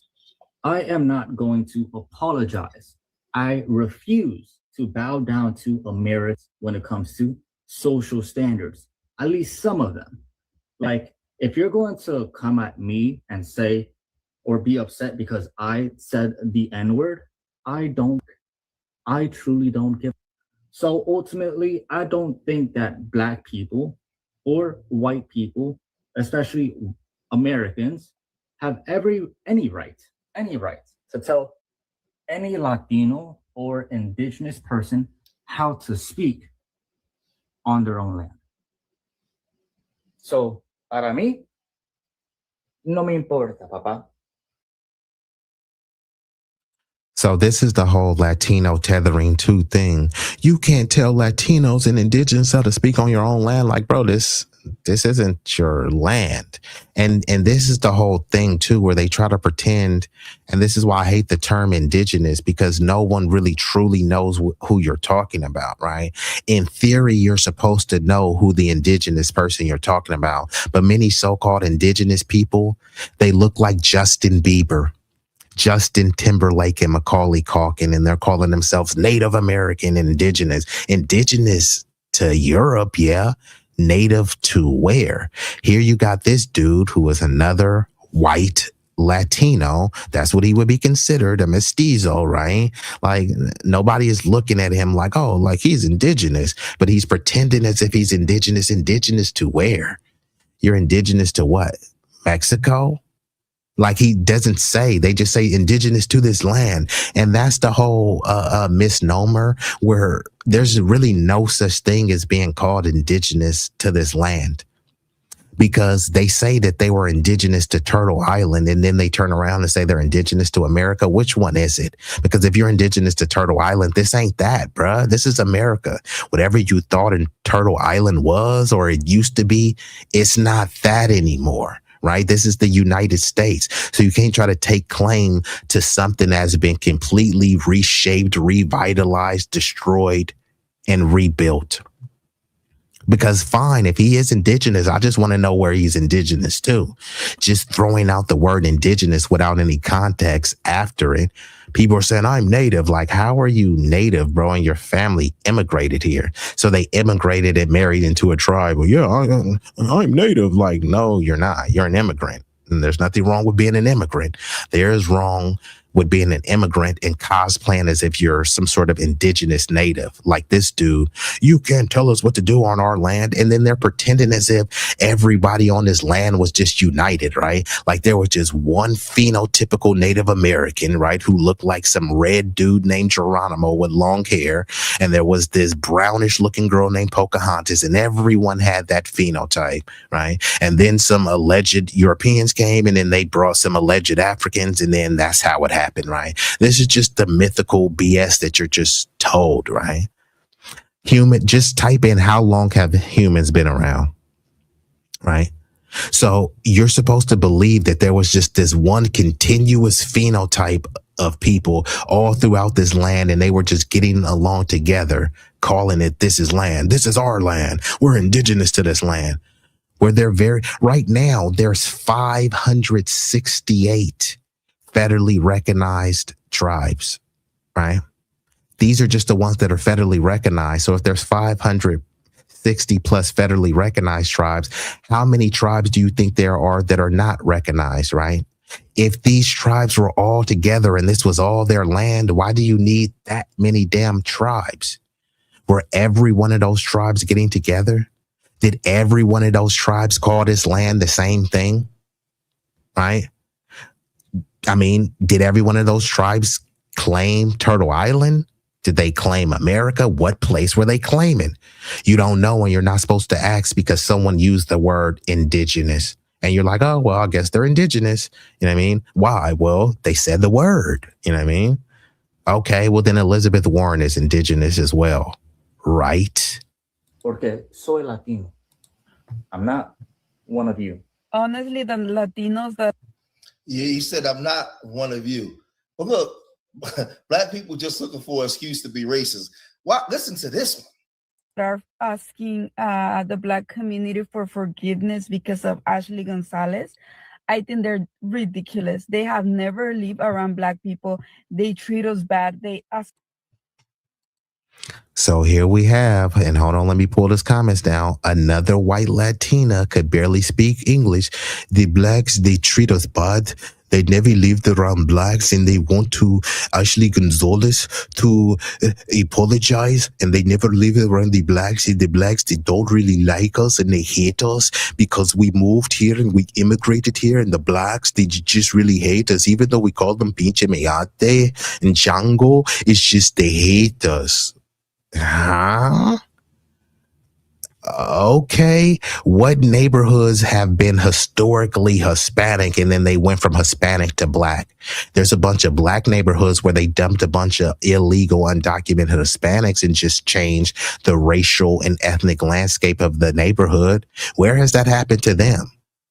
There's been neighborhoods in LA where there's been Latino gang members with the help of the crooked and corrupt sheriffs who have firebombed and terrorized black people. Tell me one story of blacks doing that to them. There's been stories of Mexicans running around spray painting NK, nigger killer.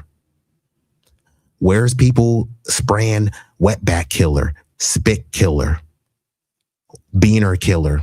It's not happening. So here you got this Latina who could barely speak English talking about black people are racist. Okay, we're racist because so think about this.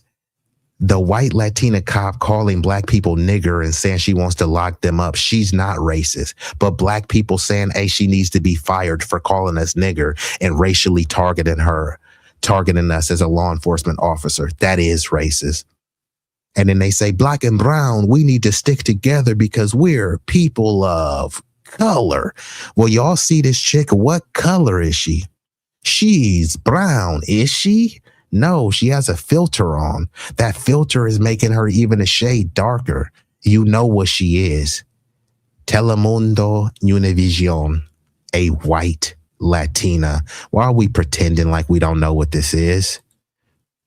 I think they're ridiculous. They have never lived around. Listen to this one. Are asking the Black community for forgiveness because of Ashley Gonzalez. I think they're ridiculous. They have never lived around Black people. They treat us bad. They assault us. They assault our street vendors. And she using stupid. First of all, she using stupid. So here we have, and let me speak to some of you niggas that want that spicy Latina cooch. You'll look at her and say, oh man, I'm sure she got some ooey gooey box. And you know, you want to kind of lick that taco up and down. And you'll be willing to sell out your own community for a chick like this. For a W Latina that looks like this. They assault our street vendors and all this stuff. First of all, we don't even want to get into the street vendors because how are these street vendors, many of them who don't speak English, which that's fine. I'm just making an observation. Many of them don't speak English.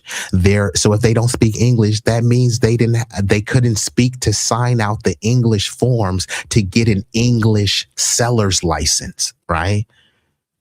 So how are they out there selling? All these street vendors, no one talks about that, right? They're out there selling illegally, but then it turns into, so what if they're selling illegally? They're just trying to they're just trying to provide for their family. Yeah, there were a bunch of black dudes out there selling barbecue plates to feed their family, but guess what? They say you guys don't have a license, so they got them up out of there. Meanwhile, they got these people who came here illegally selling strawberries, selling corn, elote, and all this other stuff, and you're just supposed to be like, oh, well, I know he came here illegally, but he's just trying to feed his family. Well, there's a dude who's a U.S. citizen, right? So he was born here. His family fought, bled, and died here, so he didn't have to come here illegally. All he's trying to do is sell some barbecue to people. He's not putting guns to anyone's head. People are willingly and voluntarily going to buy his plate, but because he didn't have the complexion for the protection, all of the black street vendors, they got him up out of there. And then people say, why didn't you just comply? Why didn't you get a license, right? And then when you go and try to get the license, it's many bigoted Latinas that look and sound like this chick. So if it's a matter and they only could give out a certain amount of permits, a certain amount of licenses, who do you think is going to get preferential treatment? Everyone who's non-black. So people turn to the informal economy. Then when they get caught selling a little bit something, they say, you're a felon, you're a criminal, right? And then they demonize you and nobody else will hire you. Even if you turn your life around and you get out and you turn a new leaf, well, you're still a felon. Bro, that was from 10 years ago. Like, I changed my life. Yeah, but you're still a felon, right? Meanwhile, these people come, they say they were seeking asylum and fleeing gang violence. What many of them don't tell you is that they were in gangs themselves. So they come from being gang members and say, hey, I'm fleeing the gang violence. And then they come over here and get a clean slate. And then they compare it to somebody who got locked up for selling an eighth of weed. Why can't you be like them? Because you locked me up for an eighth of weed. And now I got all of this stuff on my record. So nobody wants to hire me. Meanwhile, Manuel was doing all sorts of gang and cartel activities in his homeland, but you don't have a record of that. Right? If somebody was struggling and they had to file for bankruptcy, they're like, well, you're not reliable. Then Jorge comes over here and he gets a new line of credit because, they're just seeking a better life. A bunch of Americans are seeking a better life. We don't owe it to the globe to give them a better life. Like, that's not America first. And they talk about the American dream. The American dream used to be for Americans to own a house and preferably have a white picket fence in the front. Now they're pushing that you will own nothing and be happy, which is why they want an influx of subservient immigrants where they come from underdeveloped, what they call third world countries, because when they have running water, that's a luxury to them. Many of them come from places, and this is not to denigrate, this is just what it is. Many of them come from places where they don't have clean running water. They don't have a good sewage system. Many of them are pooping and pissing in the streets. So just being able to poop and have a hot shower is enough. So some people be willing to get slapped around. They'll be willing to get paid indentured servant wages just to not go back to the hellholes and shitholes. See, when Trump called these people's places hellholes and shitholes, the people that fled from there, they agreed with Trump. It was only the bleeding heart liberals who said, no, you can't say that. You can't say that. But a lot of those people, they did see those places as hellholes and shitholes. That's why they fled. Now, it's not inherently destined to be like that. It's just a bunch of corrupt leaders over there. And rather than fighting, people just find it easier to flee, right? Rather than fighting and having your government be held accountable to build clean sewage ways and to make sure that there's clean drinking water, you're like, I'm going to just try to flee to America or some other Western nation because they got clean water over there. So where does that leave your country? Is going to be a perpetual shithole because you have a brain drain. You have these prestigious doctors, but they want to go to another country and say, hey, look how good we're doing better than the Black Americans. I'm Nigerian. Yeah, but Nigeria is a hellhole and you don't want to go back to Nigeria. So as a form of escapism, you fly your Nigerian flag here and talk about how much you value education and that you have all these degrees. What is the point of flying that Nigerian flag if Nigerian is a shithole and you don't want to go back and do anything to fix it? It's a corrupt, failed state. If it wasn't, you would be over there. But you want to be over here flying that flag. That's rather pathetic. You know what I mean? You want to fly the flag of a country that you have no desire to go back to. You have no desire to fight to uplift it into prominence, but I'm supposed to respect you or respect that place. And then when people disrespect it, you try to say, well, don't disrespect my homeland. You disrespected your homeland. You don't even want to go back. People do it from all of these countries, right? They want to come into America so bad, but many of them just want to be transplants. They want to come and try to create America into the place that they fled.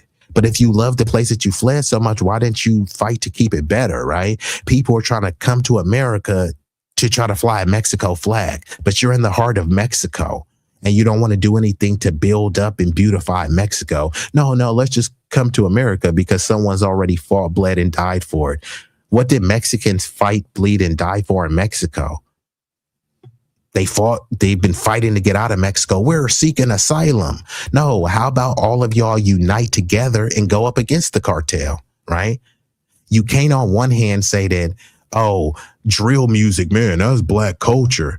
One random nigga in Chicago does a drive-by. One random nigga in Oakland robs a liquor store, right? And that's black culture. Meanwhile, Mexican cartel is chopping off people's heads. And not just anybody. They decapitated a mayor's head. Is that Mexican culture? Is that Latino culture? We can't play it both ways. If three dudes from the hood do a crime, that's black culture. If 30 cartel members do a crime, how is that not Latino culture? What's a bigger entity? Crips and Bloods or the Mexican mafia or the Mexican cartel, the Colombian cartel? I always say there's no such thing as a Crip necktie. There is such thing as a Colombian necktie where you slit someone's throat and pull their tongue through. And then they want to preach to you about who's violent.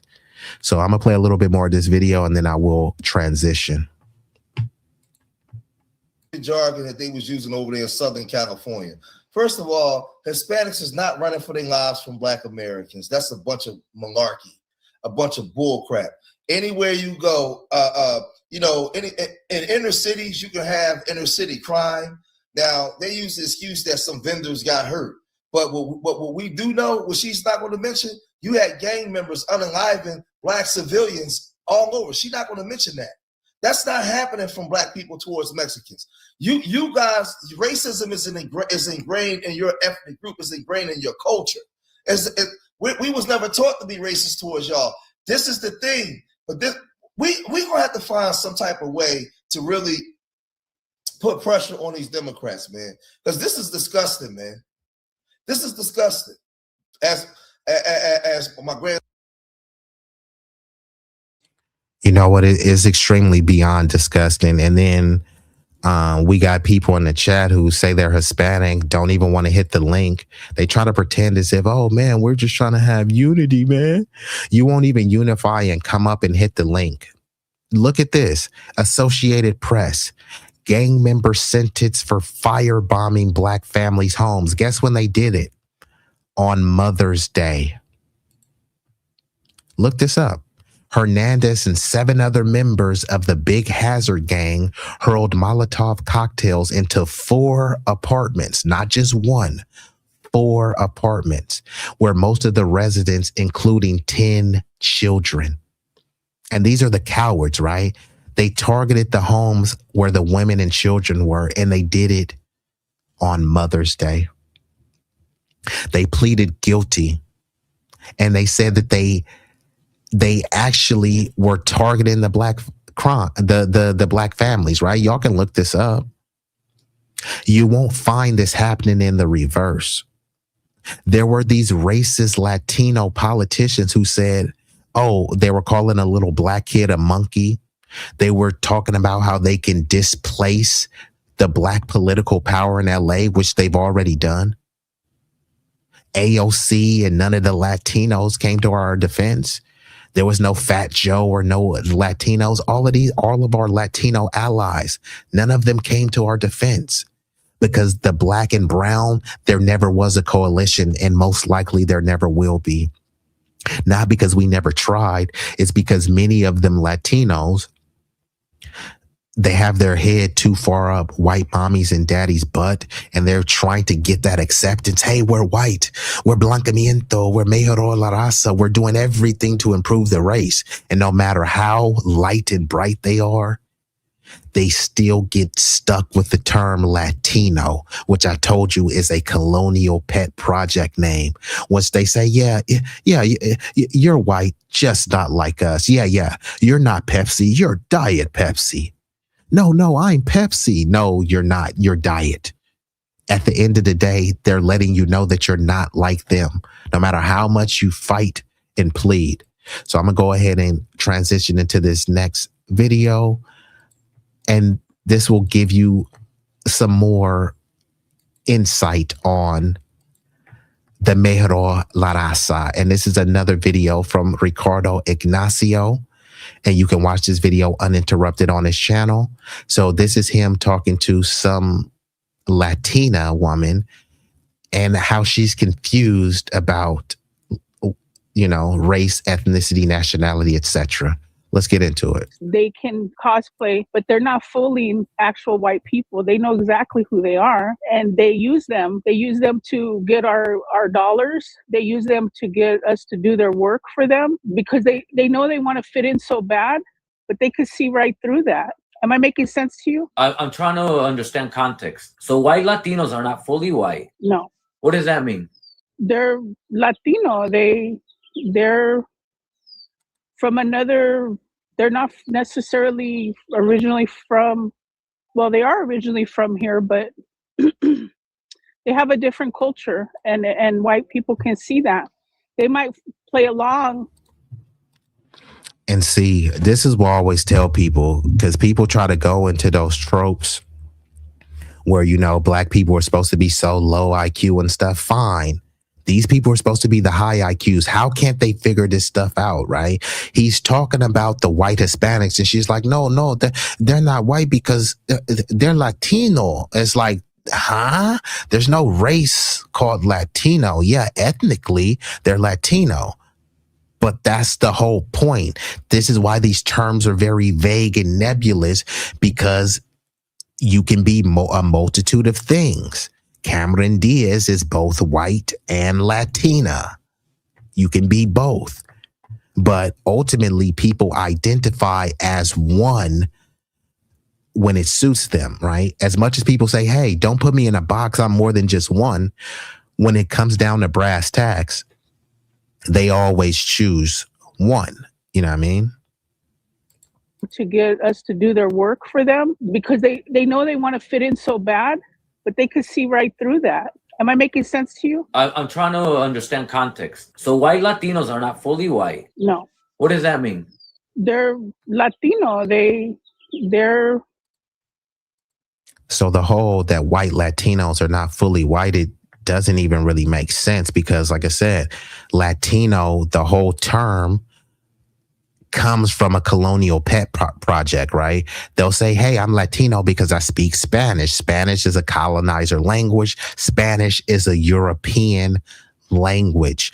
Many of these people have European ancestry, and then they'll convince themselves, no, I'm full Latino. Yeah, you're fully white Latino. Like, I don't know why people are making this so confusing. It's just because these delusions that people have convinced themselves to try to adhere, right, to these social constructs. They'll believe and confirm and affirm that it's a social construct, but you also need to affirm the fact that you're adhering to it. These constructs only work because you are agreeing to them, right? No, they're not white, they're Latino. No, they're a white Latino. It's not one or the other.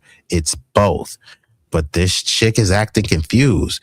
So this chick is well in her 30s or 40s or something. So she should know this stuff already. But you know what group they call the low IQs. Am I making sense to you? I'm trying to understand context. So white Latinos are not fully white? No. What does that mean? They're Latino. They're from another... They're not necessarily originally from... Well, they are originally from here. So Real Black says race is a social contract. So I guess she has a point in her context. Well, this is the thing. If race is a social construct, how many times do I have to say this? That would mean ethnicity is a social construct. If race is made up, ethnicity is made up. You can't say that race is a social construct, but ethnicity is a biological reality. No, if race is a social construct, automatically that makes ethnicity and tribal and national origins a social construct. And you said it could be confusing due to the novellas. I mean, it could be, but it shouldn't be, because once again, these are the people who always talk about how they have superior culture. They're so much smarter. So no, it shouldn't be confusing. You said they were forced to convert, or DIE. Who was forced to convert? Could you elaborate on that, Alpha? Like Latinos and racist W's aren't together, but no smoke. Got FBA effed up. Keep this global same energy. So shout out to Chill. No offense to the millennials, but this getting in front of the camera to do a TikTok to give your opinion is one thing, but not just for them to randomly say ish, not knowing what she is talking about is crazy. Yeah, not everybody needs a mic, bro. I'm just saying, this is why when I drop the link, I'm dropping the link for some people to have a discussion, for a debate, or it's for people that I know. Just because you're on the internet, not everyone deserves a mic. And I'm not trying to act like, hey, I'm just Nostradamus or anything like that, but I do think carefully and cautiously about what I'm going to say. Even if I'm being facetious and satirical with it, I'm saying it for a specific reason. I do put a lot of thought into the things that I say, so I'm not just bloviating and blathering aimlessly. But many people, it's just they want to hear their, they just want to hear themselves talk. And you do a lot of people a disservice just to kind of come up and babble incoherently. And then it's just a form of weakness and, a lack of like egotistical control, right? Because your ego is pushing you to get up there and say something, but you don't really have anything meaningful to say. Or sometimes people want to be contrarian just to, oh, so-and-so clicked on my comment. I'm a troll them. You have to be a moist maniac or an incel lunatic to just go to someone's page strictly to troll because you want someone to pull up your comment and laugh. Like, how pathetic could you be? I mean, get on OnlyFans and rub one out. I mean, that would be a lot better than trolling, right? This is a scholarly space over here. You said stop acting and playing stupid. All you MFs know. I don't know who or what you talking about, Chill, but if y'all leave comments, at least try to be clear and coherent about who and what you're talking to, because sometimes they can be up for interpretation. Sometimes I see and I'm like, damn, is somebody taking shots? Because if you taking shots, it's okay. You can take shots. It's just I shoot back, but I don't want to shoot. I don't want to shoot aimlessly or, unprovoked. But let's get back into it. But they have a different culture, and white people can see that. They know they want to fit in so bad, but they could see right through that. Am I making sense to you? I'm trying to understand context. So white Latinos are not fully white. No. What does that mean? They're Latino. They're from another. They're not necessarily originally from. Well, they are originally from here, but they have a different culture, and white people can see that. They might play along and include them in their little white world, but they know exactly who they are. And so they're not really fooling anybody. Well, how about this? Let's get down to the nitty gritty, to the root of this whole white Latino. So it seems to me, which trust me, this seems to be the norm. What you just explained seems to be the norm, understanding or lack thereof. For example, keyword, you said white Latinos are not fully white. And I said, what do you mean by that? And then you said, oh, because their culture is different. But hold on now. Hold on. Here's the difference. White Latinos and white people, gringos, whatever you want to call them, they're all European descendants. The only difference is that the European descendant white people in Latin America just happen to be born in a country in Latin America. That's the only difference between these two. And if you're going to say something, which I will agree with you, if you're going to say something like the gringos, the white people in the US, don't necessarily like the white people in Latin America, I will actually agree with you by default. That seems to be the case. However, you want to know the reality of it?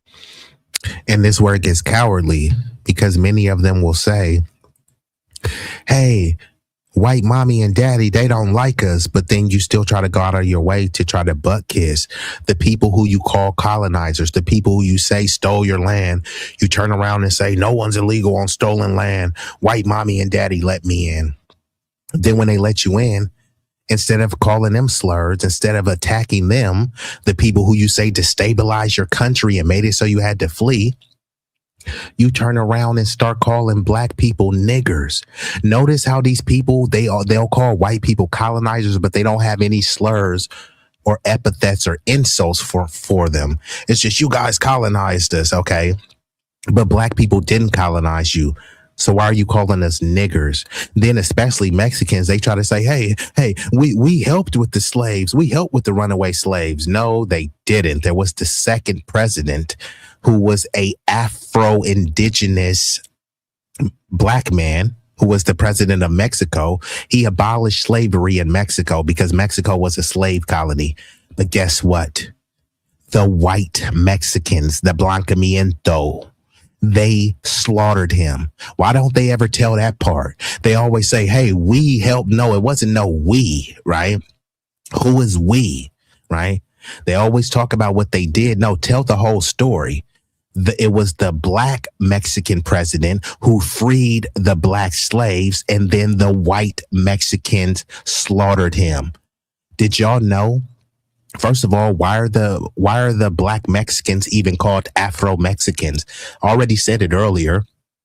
If you have Afro or African in front of anything on this hemisphere, that is a form of erasure. They try to pretend as if it's some sort of cultural continuity and cultural pride, but it's just a way to try to make you comparable to an immigrant. Those Mexican people, many of them are actually indigenous to that land, right? But they don't get to claim indigeneity, right? They have to be Afro and pretend as if they were from somewhere else. Many of them were there longer than many of the white Mexicans. The white Mexicans are just Mexicans. The Afro-Mexicans who've been there for thousands of years have to be called Afro, right? Look at the Olmec statues. I mean, who do they look like? Do they look like Jamal or do they look like Juan Carlos? But then they're trying to convince you, yeah, they look like Jamal, but they ain't really black though. Well, that's the whole thing. When you're talking about the Negroid phenotype, people will try to just relegate it to the African continent. But there are melanated Negroid people all over this globe, right?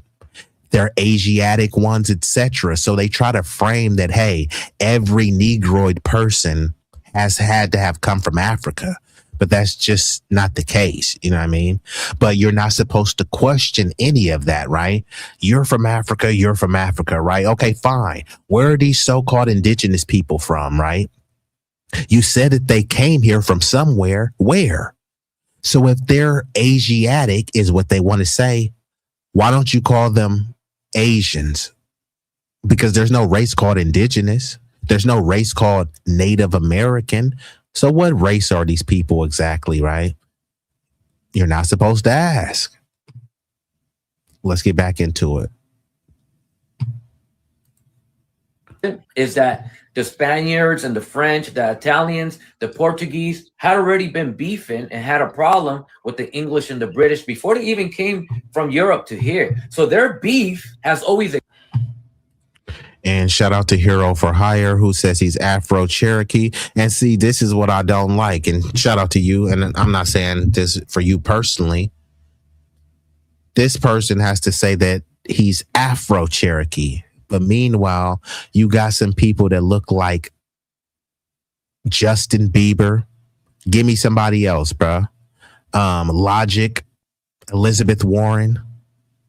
Leonardo DiCaprio. How about that one? You got somebody that looks like Leonardo DiCaprio, and they're just Cherokee. Meanwhile, this person has to say that he's Afro Cherokee. And when you're saying you're Afro Cherokee, all what they're really trying to say is that, yeah, okay, we'll reluctantly accept you as Cherokee, but you're Afro, you know what I mean? So it's trying to say like, yeah, you're one of us, but you're not really quite like us. Unfortunately, it's a term to try to ethnically erase or ethnically diminish your lineage. So I'll just call you Cherokee. So shout out to Mr. Cherokee here. Mayans ain't nobody but us, Melanina. Yeah. President Vicente Guerrero freed Mexico, a Freemason too. I didn't know he was a Freemason, but I did know that his name was Vicente Guerrero. I knew his name was Guerrero. I was going to say Vicente. I didn't want to just mess up the name. But yeah, look this up. This so-called Afro-Mexican freed the black slaves because Mexico was a slave colony, right? So that means plenty of Mexicans had African ancestry. So when he was freeing these slaves, there was the colonizer class of the Blancamiento who betrayed him. They did a coup d'etat. Why don't the Mexicans tell this story? I'm not Mexican, bro. Why won't the Mexicans tell this story, right? And then tell the whole story. Like if you watch a movie, right? Would you want me to tell you about 45 minutes of the movie when the movie is an hour and 20 minutes long? No. So why are they only telling one side of the story? That's not an ally. Latino or whoever else cosplay FBAs, much love and respect always, bro. Continue to rise. FBA family lineage ain't taking no BS no mo. Excuse me, FBA certified elite, no cap, squabble up. Yeah, I mean, salute to chill. Yeah, bro. The days of disrespect are over, right? I know people say we're these low IQ, savage, sub-Saharan monkeys and we have no power and we don't stick together and all this stuff. Okay, fine. So you should have no issues when we they'll say that we don't stick together. Okay, fine. We gonna delineate and stick together. Why are y'all delineating? Y'all being divisive. I thought y'all said we needed to stick together. Y'all niggas dumb. Okay, we gonna stop focusing on everybody else and gonna focus on just us. Why are y'all being divisive? Like anything that we do to try to uplift ourselves is framed as being divisive, right? And then they'll tell us, okay, y'all need to pull your resources together. Okay, we're going to pull our resources together. So that means no more getting your nails done at the Asian shop. No more buying burritos from that taqueria. No more going to that liquor store over there, right? Make your own plates. We pull our resources. We have a community garden. You start talking like that, then somehow you become xenophobic, right? But I thought you just said we needed to pull our resources together. In order to pull our resources, that means that we don't need to be paying y'all. No nails, no weave, no liquor stores, no smoke shops, none of that stuff.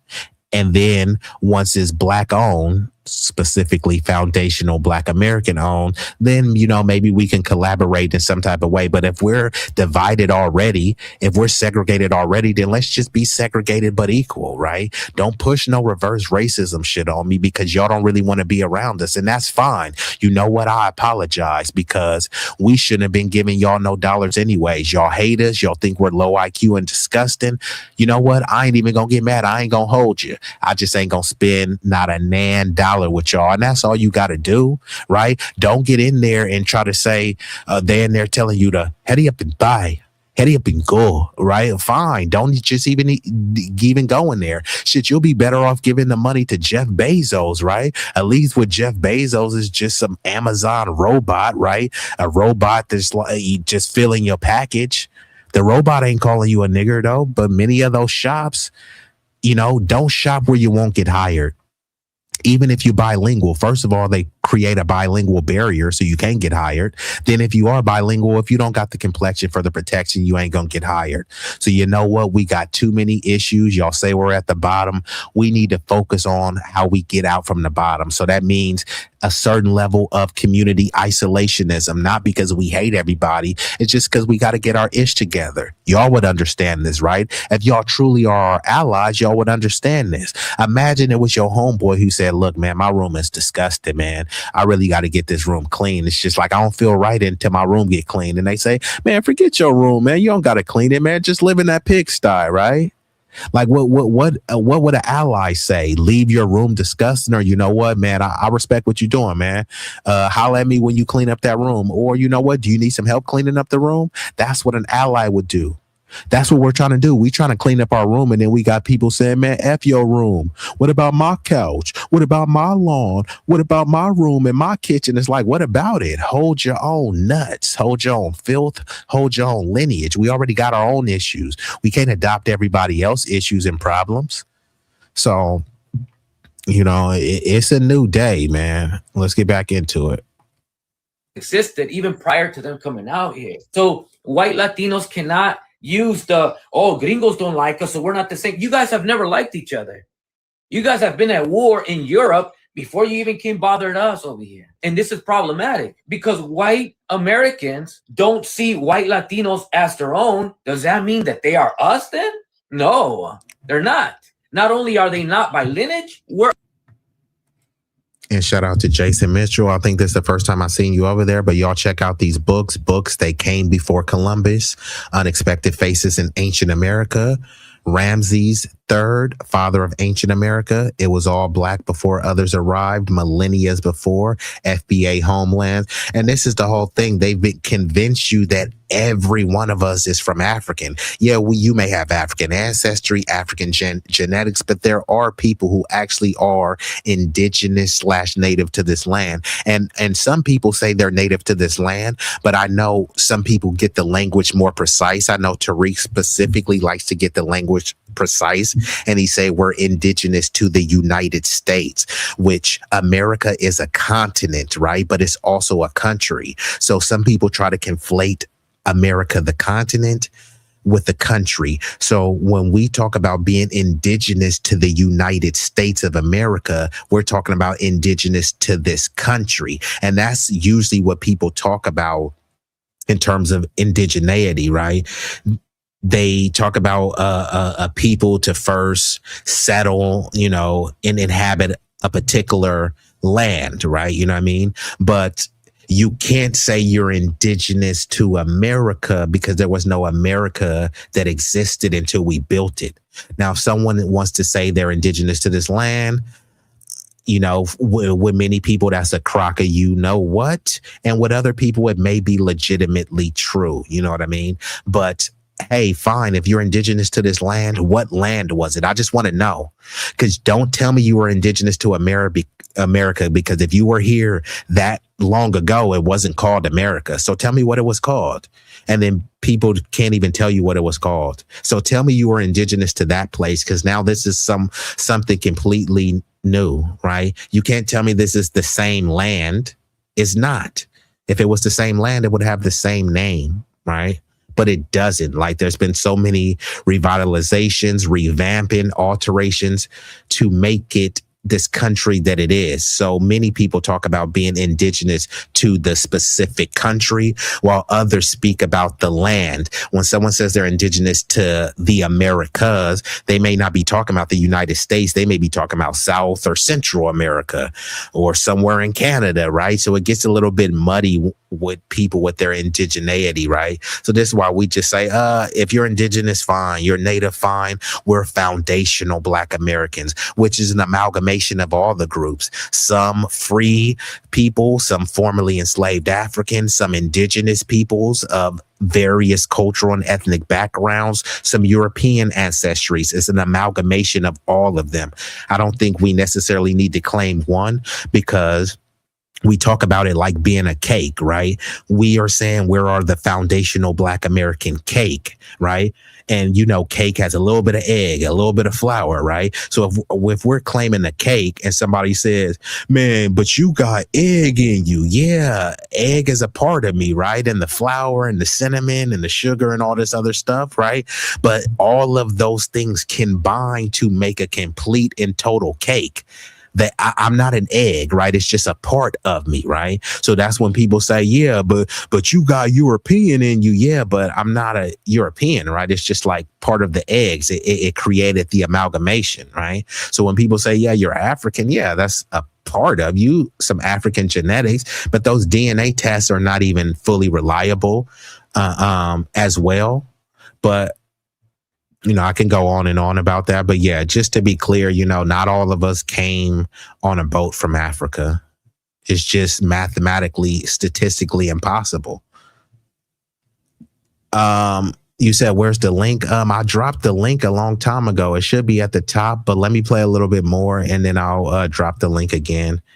Because I don't know how much longer I'm gonna be up here, but I appreciate y'all. Y'all really rocking out with me. I love y'all for that. Obviously different people. Where I will agree with you is that white Americans, the white people in Latin America, I will actually agree with you by default. That seems to be the case. However, you want to know the reality of it is that the Spaniards and the French, the Italians, the Portuguese had already been beefing and had a problem with the English and the British before they even came from Europe to here. So their beef has always existed even prior to them coming out here. So white Latinos cannot use the, oh, gringos don't like us, so we're not the same. You guys have never liked each other. You guys have been at war in Europe before you even came bothering us over here. And this is problematic because white Americans don't see white Latinos as their own. Does that mean that they are us then? No, they're not. Not only are they not by lineage, we're obviously different people. Where I will agree with you is. So shout out to Tim, Tampon Tim, the low IQ lunatic. He's still in here. America is a continent, not a nation. And see, this is why I always got to clarify. I clarify specifically. And this is why you always got to check people when they try to say they're indigenous to America, because they talk about America as being a continent. So they don't really know what part you're talking about. Somebody can be from near Canada talking about, well, I'm indigenous to America. Someone is down in South America talking about they're indigenous to America. And this is why we talk about the United States. And Tampon Tim, he's a low IQ lunatic, so he may not understand this, but there is a difference. Why do you think USA, you know what the A in USA is? United States of America. So the US is a country and a continent. I know this is hard for you to understand, right?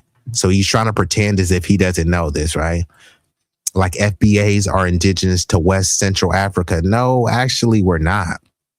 And Tim, you can't even talk because you're a pathetic loser who won't hit the link, right?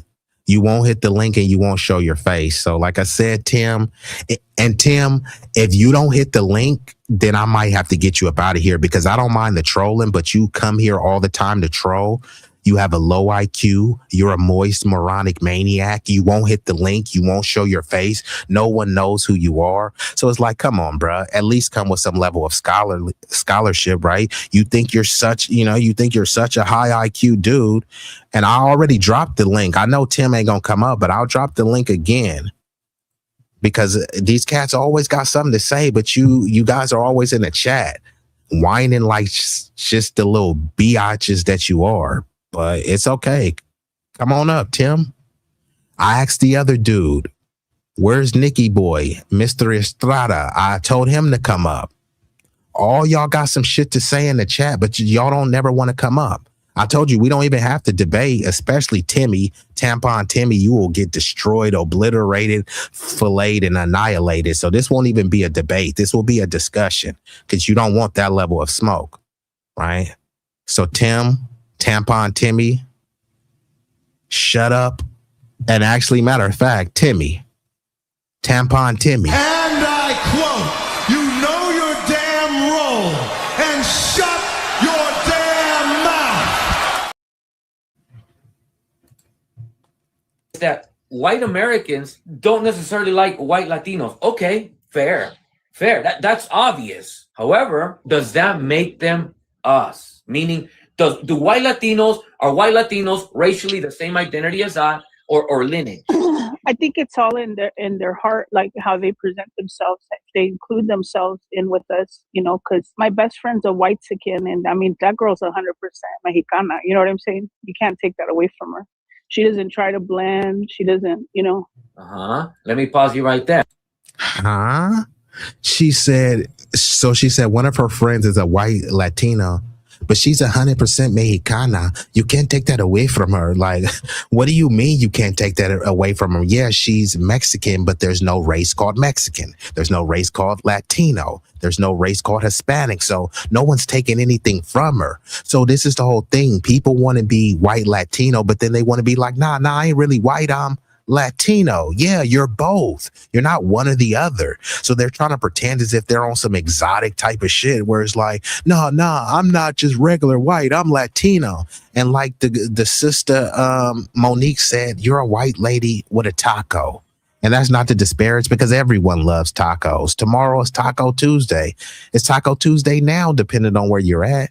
So yeah, this whole thing is like, she's Mexicana. You can't take that from her. Like, no, she's a white Mexican. There's nothing wrong with that. Just stop pretending like you don't know that. With us, you know, because my best friend's a white Mexican, and I mean that girl's 100% Mexicana. You know what I'm saying? You can't take that away from her. She doesn't try to blend. She doesn't, you know. Let me pause you right there. So your best friend is a white girl from Mexico. She even called her friend a white-sican. So you know that she's white. So you're calling her white, but then you're saying you can't take that from her. She's 100% Mexicana. Like, yeah, 100% white Mexicana. Like, I don't get why people are just acting confused and suddenly they don't want to add the white because they're trying to pretend as if them calling themselves Hispanic or Latino is distance them. And then they want to lean into, I speak Spanish. You speak a colonizer European language. This is just kind of mind blowing. What's up, Stan? Good morning, sir. How you doing? I'm doing pretty well. Great show. Good evening or good morning to everybody else on the panel. Not on the panel yet, but in the chat. I am one of B-Eazy's, we call it researchers. I bring in topics for him to see. So this is a good show, man. I enjoying it. So that's all I wanted to call and let you know. Hey, thanks a lot. And I just want to say that sincerely. Stan is a really good dude. I mean, I like his temperament. The bro is smart. He's a sincerely genuine dude. And yeah, I got a lot of love for Stan because Stan is always, you know, looking out for people. So yeah, salute to Stan, bro. I appreciate you. Oh, no problem. I just want to, like, may I make a suggestion? And this for all of us. Go ahead. I think sometimes it's like we're missing out on teachable moments for some people because some people don't really know, or they've been taught an old way and the way they've been taught is wrong as well, hasn't been corrected. Yeah, no, I concur with that. I think there is a balance too. And that's why some of my stuff, you know, I am a bit more, I try to have a balance of condescension, facetiousness, satire, but seriousness as well, you know, because unfortunately, like, people kind of really only respond to kind of, let's just call it like bloviating, charismatic type of language, colorful language and stuff. When you just give them to the raw, the real, and it's too educational, it's too academic, those are deemed as boring and people don't want to listen. So it is a balance of being able, because it's not what you say, it's how you say it, right? It's kind of one of those things where it's like, if someone says, hey, you know what, Stan, you know, what will really help you reach your optimum level of health is if you get in the gym and you do all this other, and I can do it, it'll be boring. You'd be like, yeah, bro, I hear you. But then if I say, bro, you hella fat, you super sloppy, bro, you disgusting, bro. Like, I got some bad bitches. I can't bring them around some fat, sloppy dude. Like as harsh as that is, that would probably motivate you more to get into the gym. You would probably be pissed. How the fuck you gonna call me out like that? But then you like, damn, man, you know, you know what I mean? So I'm not saying that's my aim all the way. No, you're great. I think the people that's like, they like that stuff though, and not coming up on the show, because I've been viewing the show a lot and people just saying stuff. I think they like it because it's a kink for them. Yeah, I would have to concur with that. Yeah, I know that. That's why I call Tampon Timmy. So if you see there's a person in the chat. His name is Tim. He's like a little like a moist maniac. So yeah, he comes over here. His whole thing is to troll, and he really like gets off on trolling. Like as he's trolling, he's like rubbing one out and circle jerking. So like I said, I'm here. I'm a man of the people. So I'm here to teach, but I'm also here to learn as well. So even the troll lives matter, no matter, you know, how pathetic Tampon Timmy is, you know what I mean? Yeah. But I also do it for people, you know, and shout out, I think I seen Last Call in here, and there were a couple other people that I didn't get to shout out. Jason Mitchell, Silo, and hold on, what did Sincere said? A nation is a large group of people sharing a common culture, language, history, or ethnicity, often occupying a specific territory and acting as a single political entity.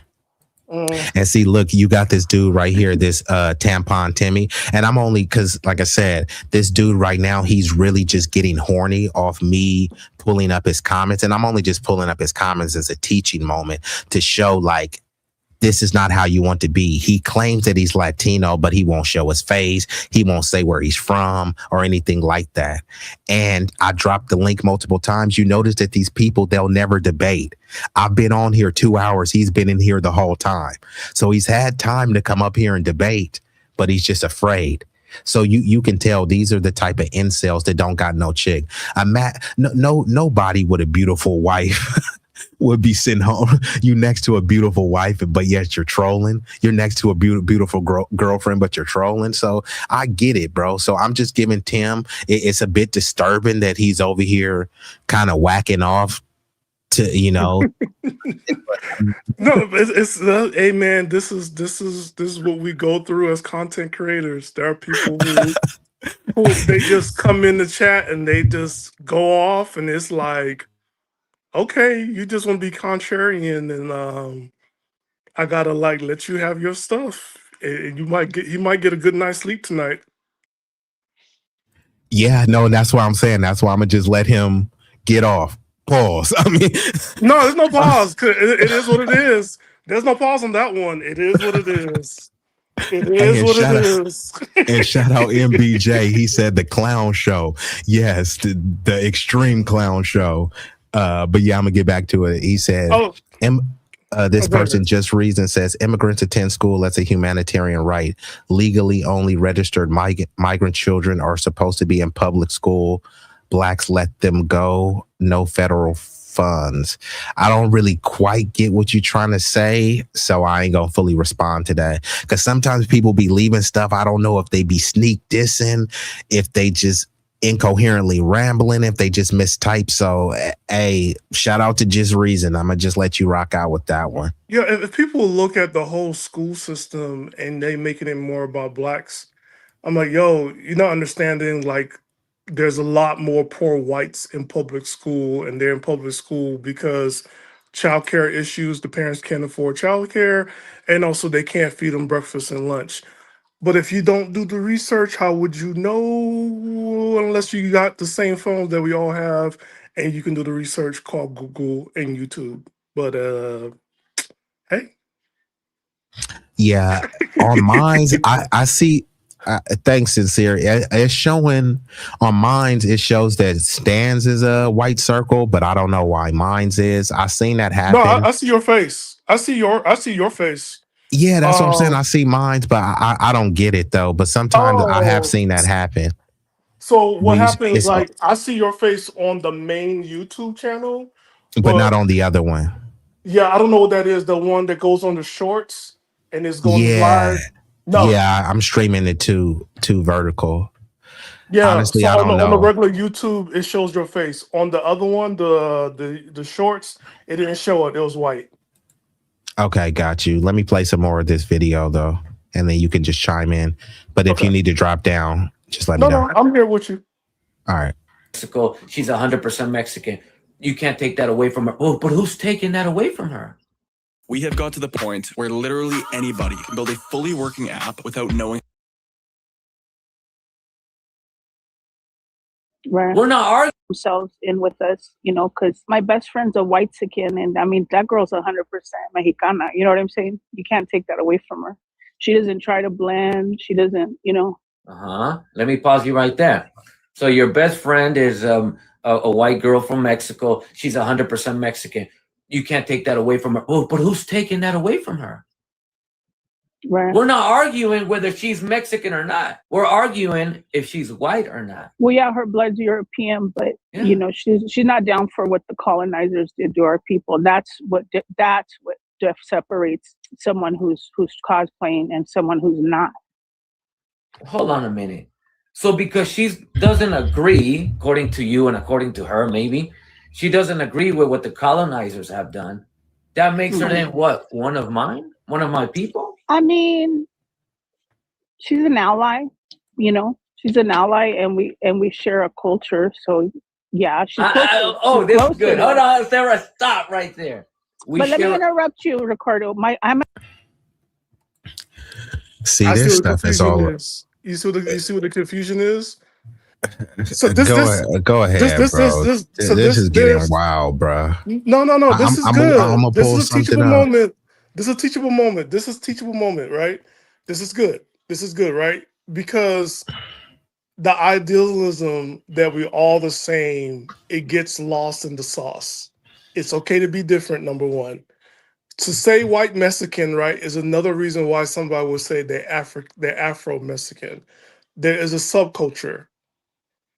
And also sometimes that people will say you're not Mexicans. A lot of time I say Afro-Haitian American, right?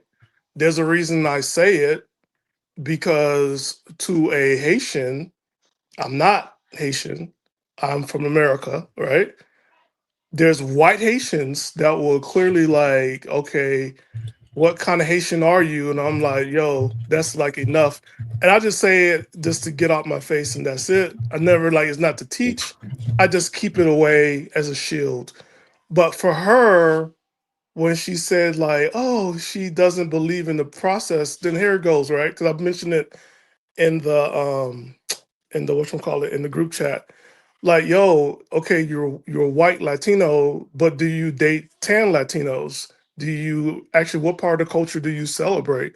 Are you more Consuelan? Because anybody in Latin culture will understand like, hey, there is a big difference because of the skin tone and also where you grew up. And also, what's that thing we discussed last time? Hierarchy, social class, classism. Is she part of that structure? So she's she's everywhere, because you know what? This is stuff that everybody live, but nobody really discuss. It's kind of like we don't discuss politics, money, and religion. But I'm glad that he's having a good time with her and talking to her about it, because it's challenging.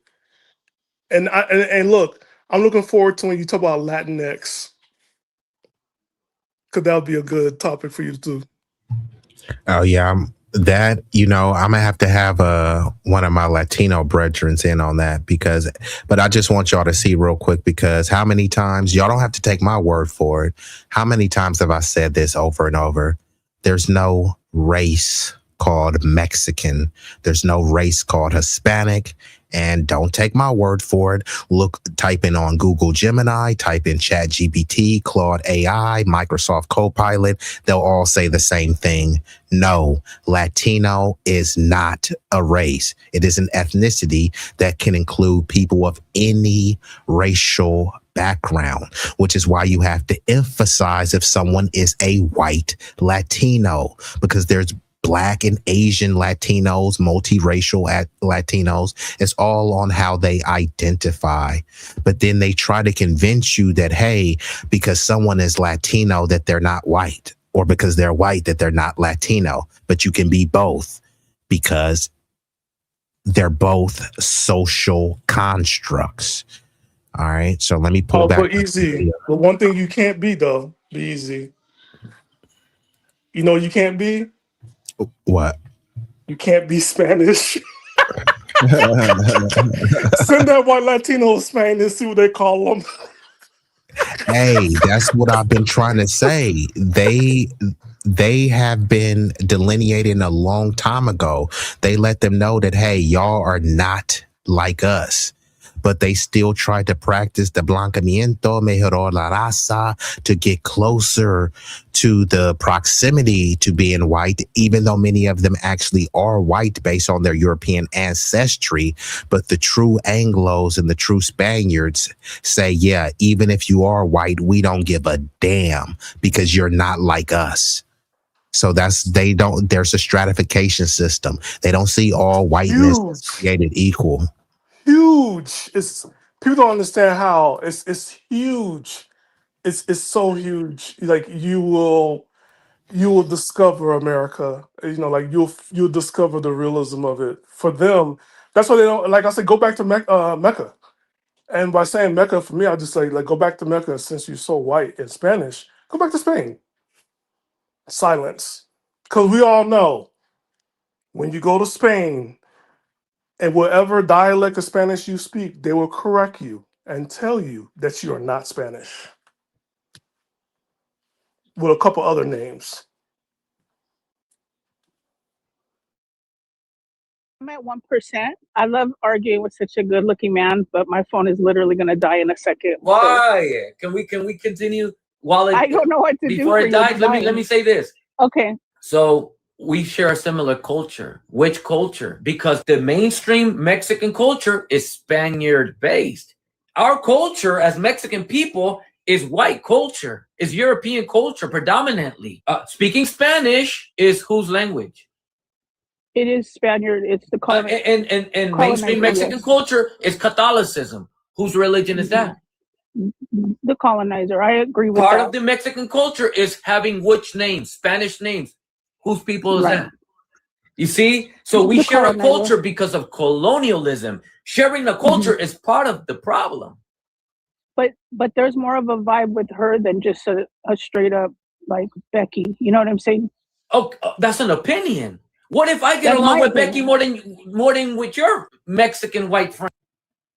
So she said there's more of a vibe with her white Mexican than a Becky. So what she's saying is her white Mexican, who was a white lady with a taco, versus her Becky, who's a white lady with a pumpkin chai latte, right? She's trying to convince you that, no, they're different because she has a taco and she speaks Spanish. It's like, no, they're both white. It's just one speaks with a different accent, right? They both have European ancestry. They have different accents, right? If you listen to Luka Doncic talk, who's Slovenian and he's white, and you listen to Eminem talk, they're not going to sound the same, but they're both white, right? They both have European ancestry, maybe from different regions, but they would be both white. So she's trying to convince herself, no, my white-sican, she's not really white because she has a taco and she speaks Spanish. She's not a Becky. Okay, well, Becky learned Spanish and she drinks Starbucks. Like, how are they different? Go ahead, Stan. Yeah, like growing up in Miami, you'll see that a lot. You'll see a white-looking girl in a black or darker brown neighborhood. And what I mean by darker brown, I mean like brown in the sense of African-American neighborhood, like Opa-locka, and also black in the sense of a black Latino neighborhood, like Little Dominican Republic, Little Puerto Rico, and the darker communities of Little Havana and Little Haiti. And she just speaks the language and she's cool and know the culture and know the people. But it's not the same because who does she go home to? And it's not us. She goes home to a At white all. husband. And like Silo says, that's from bettering the race. It's called Mejoró la raza, blancamiento, which means brighten, lighten, and whiten the race, which it encourages to stray away from anti-African, anti-Negro, anti-Black, anti-Indigenous, anything that's going to make you darker, right? This is their whole concept. And whether they use these exact terms is already so entrenched in the culture that people are doing it like autonomously, and you're socially engineered to do that without even What's understood not need to be explained. And then they'll always try to talk about my abuela was black. Yeah, she was black, but then y'all start practicing mejoró la raza, which is why your family went from black or darker melanated to now they look like Lily W. I mean, it's And not a so for people could coincidence. see it. And so for people could see it and have an understanding, there's a phrase, and correct me if I'm wrong, what they call it, the Diana Ross effect. For people to connect. I'm just saying this so people could connect and see the visualization. Well, you see Diana Ross, and then you see her kids, and then you see her grandchildren. You begin to see the whitening of Diana Ross lineage. That's for people to have a visualize, like, oh, okay. And shout out to Jason Mitchell, who's still rocking out. I may have to do a whole stream about the Reconquista, right? Because the Reconquista, although, because we have to talk about the atrocities of colonialism, you know what I mean? But we do have to talk about the sellouts who voluntarily buck broke themselves, because there were a bunch of them who there were the indigenous people who were fighting to say, hey, look, man, we have a right to self-determination and our intellectual sovereignty. And then there were many of them who said, white mommy and daddy, save us, and we're just like y'all. So they were almost begging them for them to colonize them. And many of the countries in Latin America did that, Argentina being one of them. They wiped out the melanated indigenous population to make it a white European Latin America country. They were bringing in even Nazis just so that they can populate it into becoming a white country, right? And now they boast that how white Argentina is. And Argentinian people, right? They're, you can't say that they're not Latino, right? You can't say that they're not Hispanic, but then they're also not Spanish, lily though. white. But they're Correct. not Spanish. Which is why I told you, bro. I said this earlier. The term Latino and Hispanic is a bastard term, and I'm not trying to use it like harshly to disparage people. No. You're good, because you know what? Here's something people need to understand, because it changed, right? Hispanic used to mean, for me when I was growing up, it meant that you're a product of slavery. Hispanic didn't mean Spanish. Hispanic meant They shifted it. Yeah, they shifted it. Yeah, and now they just used. No, my bad. I didn't mean to cut you off. I was just saying now they use both of the terms like interchangeably, so no one can truly say what's the difference. There's supposed to be a difference, but now let's be honest, there's really no difference, right? When they say Latinos for Trump, they're essentially saying, because they'll be like Latinos for Trump and then Trump with the Hispanic vote, Latinos, Hispanic. So they just use them interchangeably. So there's like really no daylight in between the terms, and the terms were just created, like I said, as a bastard term, a colonial pet project term to also say, hey, yeah, y'all can be Latino, but y'all ain't like us, right? Same thing with Caucasian. Like, yeah, all right, fine, y'all Caucasian, but y'all ain't white like us, right? Yeah, y'all this, but y'all ain't Spaniard, you know what I mean? So that they'll concede and acknowledge, but that concession is not because they love them. It's a concession as a buffer group to say, like, yeah, we're at the top, and yeah, y'all ain't like us, but y'all above the niggas. And we're just giving you another classification to be above them and below us. And also, and there's another reason why I want to mention the Latinx, because when I see the younger generation, Latinx now, because remember earlier in the conversation, you talk about being bilingual, and I put in the chat, like, how many generations, because you telling me the job needs to be bilingual speaking, but the person you hire because they come from whatever Latin culture or country, or their parents came from that, or grandparents, that person does not speak a lick of Spanish at all. Only thing Hispanic is their last name, right?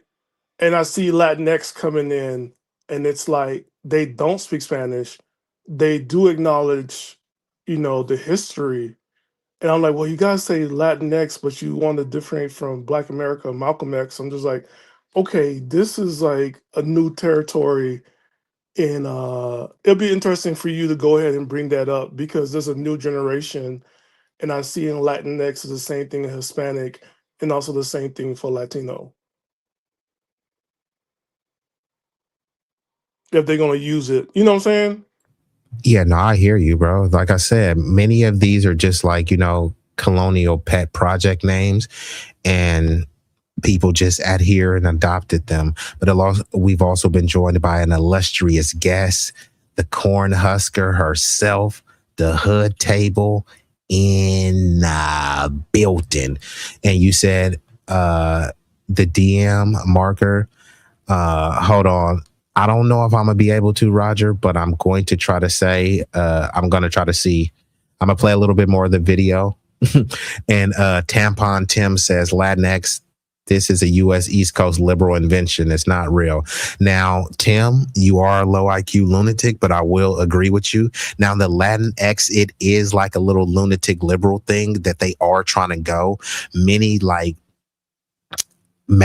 I'll just say the Mexicans I talk to, they're like, man, we ain't no damn Latinx. We ain't calling ourselves that. So it is something that they're trying to push onto people, just like they pushed African American on us. And then if some prominent people in that community adopted, then they'll just start putting it on paperwork and you won't really have an option.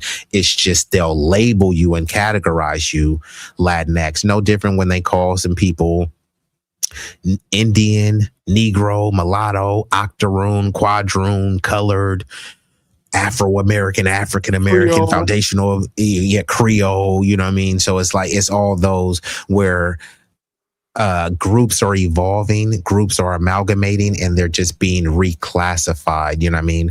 But groups should have a right to self-determination and intellectual sovereignty, which means that, hey, collectively, we have a right to name ourselves, not just be named, right? Oh, well, y'all gonna be Latinos, y'all gonna be Igbo, y'all gonna be Yoruba. That's pretty much what happened. Yeah, we gonna carve up Africa. That's gonna be Nigeria. This gonna be Congo. And now, we're standing and saying, nah, we don't want y'all to name us. And not only that, the names that you came up with us, they're too nebulous, broad, and vague. So we don't really truly know what you're talking about. When you just say Hispanic, like, who are you talking about? If I'm a Brazilian, do I want to be called a Hispanic and just lumped under this Hispanic umbrella? No, people should have a right to ethnic and intellectual sovereignty. If I want to know about Hispanic culture, what the hell does that mean? Brazilian culture isn't the same as Honduran culture. Honduran culture isn't the same as Venezuela culture. Mexican culture isn't the same as Cubano culture. But under this term Hispanic, it's just an umbrella culture. Come on now. Crazy. It's crazy too. It's and I'm only say the term because it's globally used. All right. So Hispanics from Caribbean culture, they'll be considered black by the mainland, which is historical. Because everybody know, like, Papi, I'm not black ni Dominicano, but but for the mainland people, Nah, like it wasn't just America, them. It was I don't Puerto know, but I'm just Rican. saying, they'll be considered black. Like all that. What I'm saying, like for a lot of Hispanics, like like Spanish speakers or Spanish culture, right? Like Mexico, Central America, South America, normally consider the Caribbean islands completely black, right? And then like there's a term they call me, right? It's like, oh, yo estoy, tú estoy criollo, right? And I'm like, okay.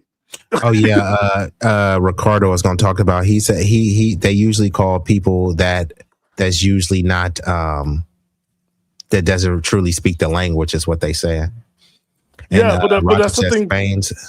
Spain looks down on Latin America. They see them as mutts. Yeah, Stan always talks about this. But yeah, this is what I always try to say. People think because they speak Spanish so good, and it may even sound extremely sexy and romantic when you speak it, but that's not your ain't nothing language. romantic about that stuff. I'm sorry. No, I'm just saying. I lived it. It's not romantic. I'm scared and terrified. So we got Eric Fernandez as Puerto Rican power. Hey, shout out to all the Puerto Ricans out there. You know what I mean? Don't forget, there was a rap band in the 90s that called Black Teens, and they were Puerto Ricans. Hip hop. It was a rap band from New York. I'm just saying. Interesting. At one point. Yeah, I thought you knew. I think I heard it. Actually, Roger is in there. Roger Meadows. Hey, have you heard about that Puerto Rican group in New York called the Black Teens? Let me know if you heard about that, Roger. I mean, Eric Fernandez is Puerto Rican. Have you heard about them? He said there was nobody called. He said there was nobody called from New York. Nobody Black Teens. Man, are you crazy? So Eric Fernandez said there was no Puerto Ricans called the Black Teens. Hey, you know me. I'm gonna bring you empirical evidence in your mailbox. Okay. Hey, Eric, Stan gonna send me the receipt. So, but you know they don't know. They don't know. I'm the one that brings you everything. So hold on, Stan. He said he never heard that in his whole life. So this is kind of to the point that you were talking about, right? Sometimes people genuinely don't know when it comes off like, man, shut up, Stan. You don't know what the F you talking about. And then when you hit them with that empirical, then it's like, oh, my bad. I got to hold that. So they were on BET. They were on MTV Rap. Interesting. I'm going to try to pull them up. Let me play a little bit of this video, but see if you can send that receipt if you can. Yes, sir. What if I get along better with Becky than with Maria, but we share a similar culture? Which culture? Because the mainstream Mexican culture is Spaniard based. Our culture as Mexican people is white culture. Oh, damn. I was trying to let the video play. Apparently, you got some. Shout out to my chat, bro. Because Red 6 be on it, bro. I appreciate Red 6. Bro, be on it. Red 6. Hold on. What did they say? Red 6 says, I just looked it up and he ain't lying. I was about. Hey, Stan, I was finna get you up out of here. I was like, nah, my brother. What? You know me. I was like, my brother didn't lie to me. I was finna get you out of here. I never lie to you. I always bring you evidence. I'm like the producer of the show. That's why I was gonna be hurt, which is why I was gonna get you up out of here. Because I was like, not the bro, but Red 6 said you wasn't lying, and then Marky Deezy says there was a group called Young Black Teens. That's what he said. He said that he had a Yo MTV Raps trading card. Salute to Marky Deezy. That's, you know what? It's funny because MTV, they didn't even want to play black music at all until finally Michael Jackson had to push a line and they start playing black people, and then black people took it over. But Marky Deezy took it back with the Yo MTV Rap trading cards. So Eric Fernandez, hey, you got to hold this L, bruh. See, this is what happens. Eric Fernandez, you maybe you too young, bruh, wet behind the ears. Maybe your breath smell like Similac. But see, what happens is because people haven't heard about it, they think it wasn't true, right? Shit, I ain't never heard about it just because, bruh, you may be too young or you just didn't know. That don't mean that it didn't exist. So shout out to Red 6 and Marky Deezy, and shout out to Stan. Let me see what Roger says, because he's from New York. He said he is talking about young black teenagers. I personally know one of the members I went to high school with. He was one white guy from the group, my man Ronnie Wingy. He thought he was black. So apparently Roger actually knows one of the teens. So you wasn't lying after all. They do exist. They exist. Hey, can I say you something? You're going to laugh at this, right? So for Black History Month, you ready for it? Close. Oh, yeah. Even Big Rig knows. He said they were the white boys called the young black teenagers. So, yeah. They're Puerto Ricans, yeah. I'm just saying. Like one time, Black History Month, a white teacher showed us the film that's called West Side Story. Hey, well, look. Oh, wait, I'm going to tell you this. Then he pointed to me. He's like, these are your people. These will happen with blacks and whites. I was like, I looked at him. I was like, dude, why you point this out in front of all these white kids? Now I'm coming to America. This was, and we so close. I'm like, oh my God. But they were Puerto Ricans. Anybody who know West Side Story, it was insultive, but he was like, for Black History Month, I'm going to show you guys why, West Side Story and why we have civil rights. And I was like, oh, my Lord. So I think this is the one you talking about, Roger Meadows, was Jamal from House Party 3, the white kid with dreads. And then Eric is a little bit in his feelings.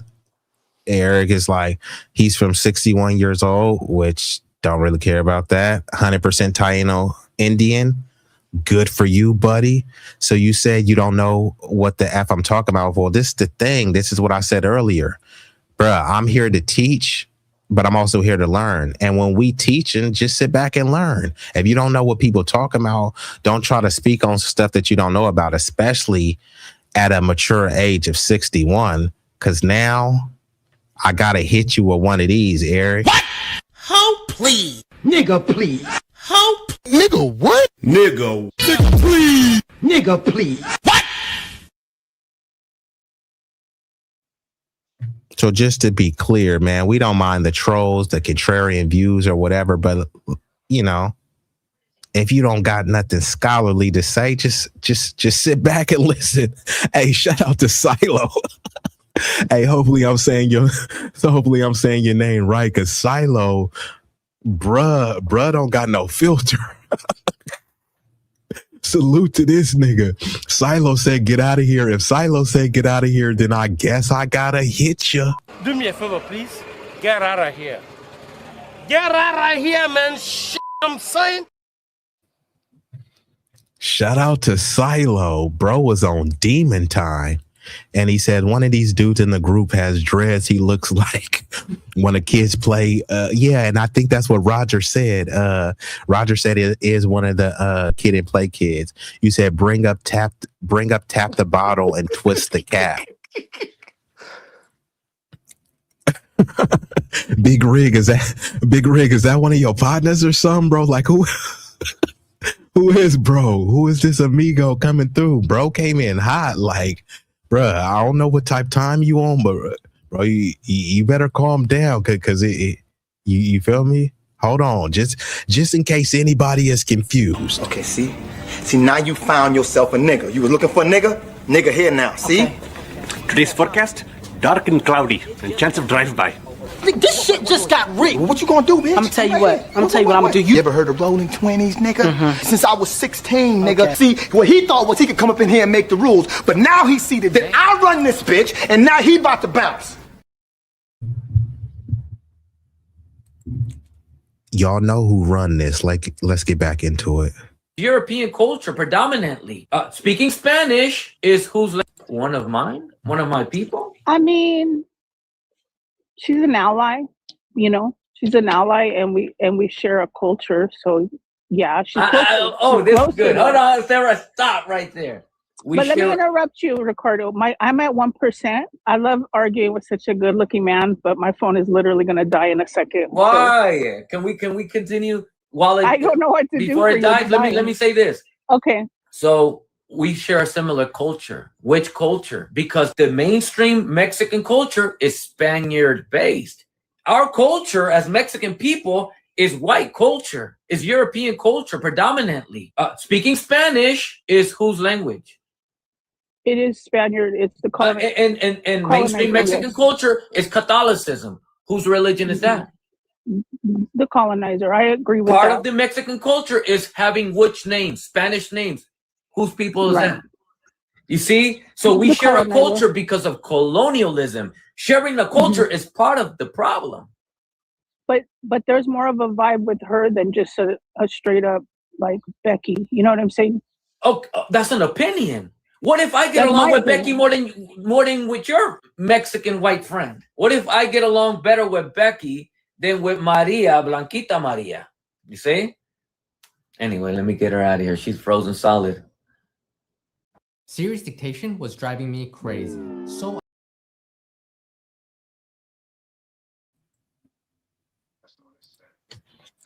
Okay, so I do got I got another video that I'm gonna pull up. And Roger, I know you sent me something, bruh. How long are you expecting me to play that video? Because I'm about to get ready to shut it down within the next 20 minutes. I want to appreciate everyone that's been here. Y'all could have been anywhere in the world. Y'all chose to be here with me, at least momentarily. And for that, I thank you. So let me pull up this video too right here, where this person says Latino is not a useful category. And, you know, he's going to allude to some of the points that I talk about, how Latino is not a race, etc., and how it's just a bit misleading and confusing to people, as we've already established. Let's get into it. This is from a channel called Bad Empanada. And I have had a bad empanada, and it was disgusting. It was soggy and everything. Not to say empanadas are disgusting, but the last one I had was disgusting. So it's kind of funny that this channel's name is Bad Empanada. You know, maybe it's speaking to me, right? So I'm going to play some of this video.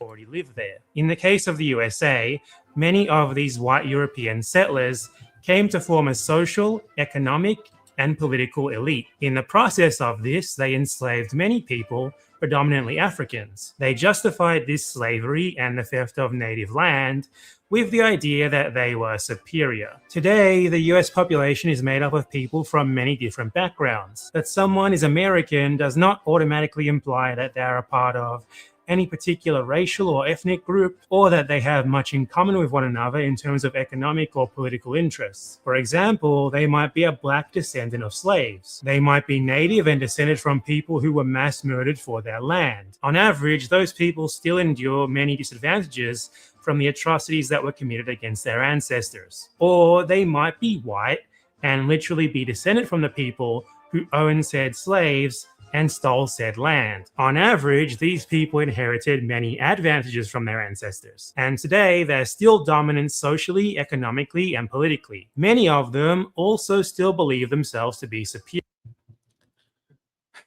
Man, I don't know how much I'm going to play of this because the chat is chatting. So Eric, I thought Eric dipped, but Eric is still here.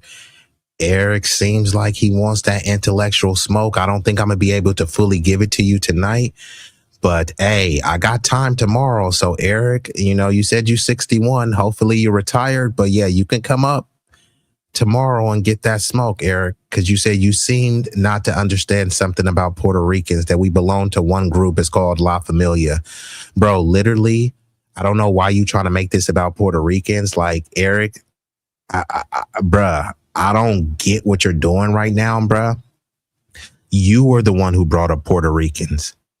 Then you said you was 100% Taino Indian. Now you're talking about Puerto Ricans. Now you're talking about La Familia. So you're kind of all over the place. This specific one was talking about Latinos and Hispanics in general. No one singled out Puerto Ricans, but you. The content creator that I was reacting to is Mexican, not Puerto Rican. So, bro, I don't get why you trying to make this about you. It ain't really about you. Then you says there's a whole big difference when it comes to Latinos, and it's called presente. And it's not something that if you're not lying, you will never understand. This is an incoherent argument, so maybe you could have reworded that better, but you can't refute anything that I said. There's no race called Latino. There's no race called Hispanic. You're Puerto Rican? Guess what? There's no race called Puerto Rican.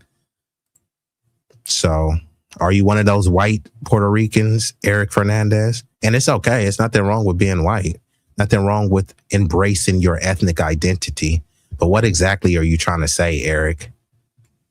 Let's get back into it.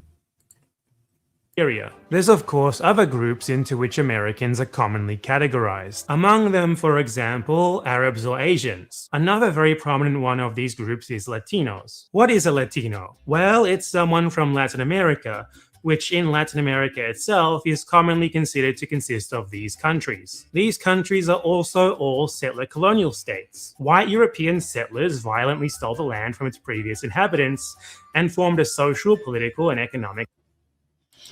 And shout out to, I think your name is Toriano. Yeah, and this whole thing. They keep trying to make us generic Africans. And for a while, many of our parents, our grandparents and stuff, they have just went along with it. Even though many of them didn't consider themselves African, they was just like, all right, fine. If they want to call us African, yeah, whatever. All right, fine. Maybe it'll give us some cultural pride. They were just like, you know, whatever would it. But many of us, especially in the information age, we're looking, you know, people are looking at their ancestry, their genealogy, and just historical records and saying, hold on, bro, it's just mathematically impossible for all of us to have come from Africa. Did some of us come from Africa? Yeah, but it doesn't even really matter if someone came from Africa, because what matters is the ethnogenesis, which is a forming of a new ethnic and racial group. So even if someone was from Africa, it says on the lowest end, it takes 4 generations for a people to change. We've been over here a multitude of generations, many of us in the double digits, upwards of 10 generations, right? So clearly this is a completely different group. It's not an African group anymore. It's an amalgamation of a multitude of things that you can't call African, right? It's like if you make a cake and you like, that's an egg cake. There's egg in there. Yeah, there's a lot more than just egg in there. There's egg, flour, cinnamon, sugar, lemons, all sorts of things, right? It's not just a lemon cake. It's not just an egg cake. No, this cake is an amalgamation of all of those ingredients, right? These various ethnicities and admixtures makes it one big cake, not just a little piece of cake. You know what I mean? Yeah, I just want to also add, like, even within a century, you can have 4 to 5 generations just change in 1 century. Correct. So anybody trying to fight you on it is like, man, within the century, you've gone through 5 generations already. Yeah, and that's what I'm saying. And then people try to get into this straw man argument where they try to say, oh, you don't know who you are, you hate yourself. But it's like, no, the fact that I know myself and I'm embracing my ancestry is why I'm talking like this, because, especially now, especially in Haiti, right? Like the 1804 Haiti is not the 2026 Haiti, right? Now there's way more Asians over there than there ever was, right? Way more Indians than it ever was. So with these people dating, breeding, and mating is going to create a different version of a Haitian, right? That's going to have a different racial makeup. It's going to be a different one. To try to say that it's the same means identical, right? It doesn't mean one or the other is better. It just means that there is a distinction between them. And now all of a sudden people want to pretend as if we don't know what distinction means. You know what I mean?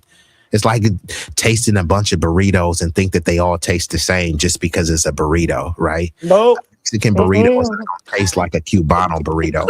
Many of these other Hispanics don't even eat burritos. So that's something in itself, right? I didn't grow up eating jerk chicken, fufu, jollof, plantains, naan and curry, nothing against any of that stuff. But to try to pretend as if it's all my culture just because someone with the same skin pigment as me made chicken this way, so that's your culture too. No, it's not. In order for me to be able to understand it, I need to draw a distinction. Oh, wow, this is your culture. Won't you teach me about it? If I'm just saying that this is all ours and it's all the same, that's a form of ethnic erasure. And then your specific culture doesn't get the opportunity to be highlighted and spotlighted so we can bask in the greatness of said culture. You know what I mean? Oh man, that's just black culture. Oh, that's just African culture. It's like, huh?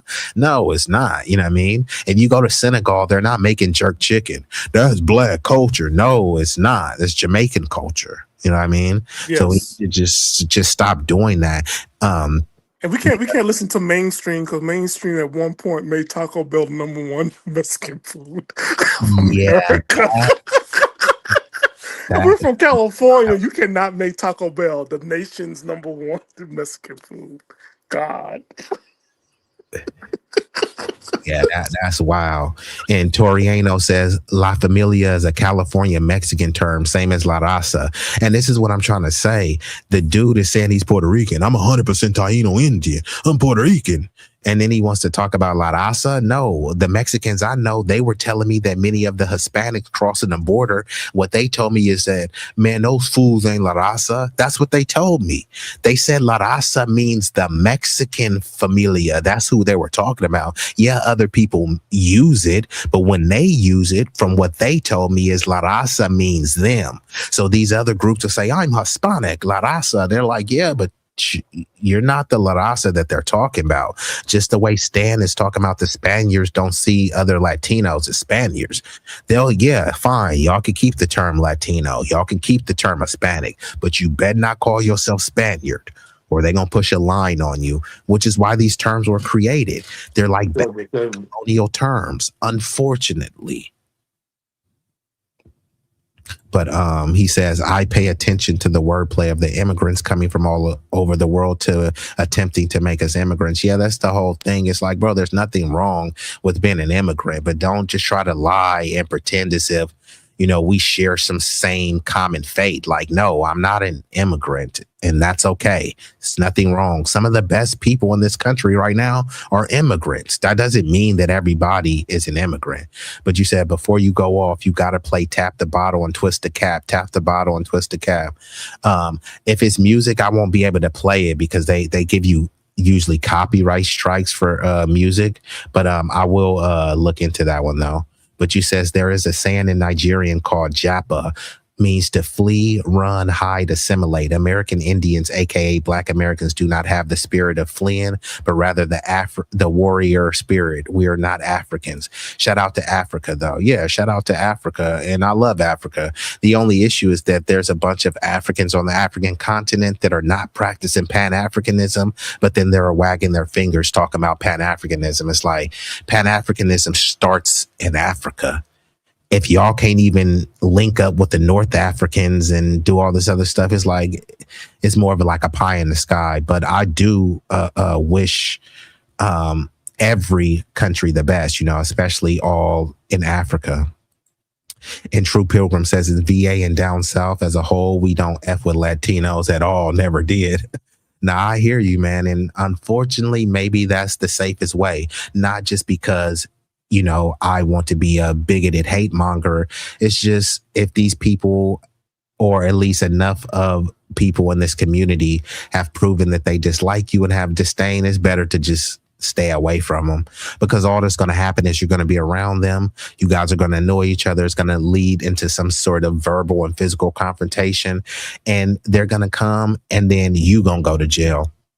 They're going to say that this was a hate crime towards the poor immigrant, and you're probably going to go to jail. So it's probably best to just stay away. And, you know, I wish it wasn't like this, but until we can come together and have an understanding and work to eradicate the anti-blackness in society at large, then our efforts will be futile, and we got too many issues to worry about. So we just got to clean up our own mess. You said word to my mother. Hey, hey, shout out to that. Silo, you a real New York cat if you said word to my mother. I ain't heard that in a minute, but that did sound kind of dope. Word to my mother. I'm here tomorrow for that. Eric, come up, son. What time you on tomorrow, man? You know what? I was trying to see what time Eric gonna be here. I'm gonna go on early because I'm in California. So I'll probably go on early since Eric is 61. You know what I mean? You know, after you drink your Metamucil and, you know, drink your prune juice. Easy. I'm Come on, sir. Sir. Hey, I was trying to keep it peaceful with that one, but I'm just saying, after the prune juice, Eric, hop on here. I'll Your drop the link. namesake is called B-Eazy. Your namesake. Hey, the You B going stands too for hard on him. Damn. the B stands for brutal. Oh. But yeah, so I might hit you with a double header tomorrow, Silo. So I'll probably be here early, and then probably around this time, which is I'll say like between 6 to 7 p.m. and that will be Eastern Standard Time. Wait, well, so it will be Pacific Standard Time. So it'd be like what is that, like 10 p.m. Eastern? Okay, if you do 6 p.m. Eastern Standard. Pacific, right? It'd be 9 Yeah, that's p.m. 9 p.m. Eastern, right? Yeah. Yes. So Terreno says North, South, and Central America, including the Caribbean. None of us are Africans. None of us, same as the Cook Islands, Solomon Islands, Fiji, Australian Aborigines. They are not Africans either. And Roger says, damn. What do you mean, damn, Roger? I don't know which damn you're The way you talking probably to. read them for filth. Oh, that is why. Damn, I forgot that quick. Hey, my bad. Read that man for pure filth, sir. And Terreno says, born and raised in South LA Watts, Compton area. The most hateful Hispanics in America are born in California. I know I've been here 40 years and I can't even hold you. And this is the thing. They'll try to say, oh, well, you know, California is a blue state. California is one of the most bigoted anti-black states ever known to man. It probably is the most bigoted state of all. Like, see, I'd rather be down south with the podunk hillbillies. No, hey, I'm just saying. No, because you know what? I want to challenge California with Florida because the Latinos in Florida, they ignore you straight up like you don't even exist. And then when you're trying to catch their attention, like, hey, you about to get killed by this alligator. Oh, I'm sorry, man. I'm sorry. I want no problem. The problem with me or the alligator that about to eat you? Which one? You can't have them both. Hey, well, I mean, I'd rather them in ignore us California, than... Latinos talk to you, acknowledge your presence. In Florida, it's like, but what's the point of them acknowledging? No, what's the like, point of them acknowledging if they hate us? No, you can hate me, but say hi, hello, and you see me in front of you. Florida, you want the polite supremacy. No, I'm just saying, Florida, when I say you don't exist, B-Eazy, it's like they will walk past you like you're a fucking ghost. It's because I've gone the experience of between both, right? I say that's why it's a challenge with California and Florida. Florida, the racism there with us and Latinos over there, it's unique. It's just like the hell, and sometimes I have to correct them, like, what you doing? Because I came from California, I've learned to speak up a lot more. California has taught me how to have a voice. But not the way that you just read Eric from Phil. I know, and that's why I respect you, Stan, because Stan, you always keep things tempered. And shout out to Roger, because Roger has bestowed the title. I'm 6'1". They're gonna kill me. Yeah, you saw what they did to George Floyd. Unfortunately. Oh, what's that thing from Spike Lee? What, the movie? Yeah. Do the right thing. I don't want to. Yeah, do the right thing. Yes. Yeah, speaking of that, because Stan. You niggas. Every day the same shit. Damn,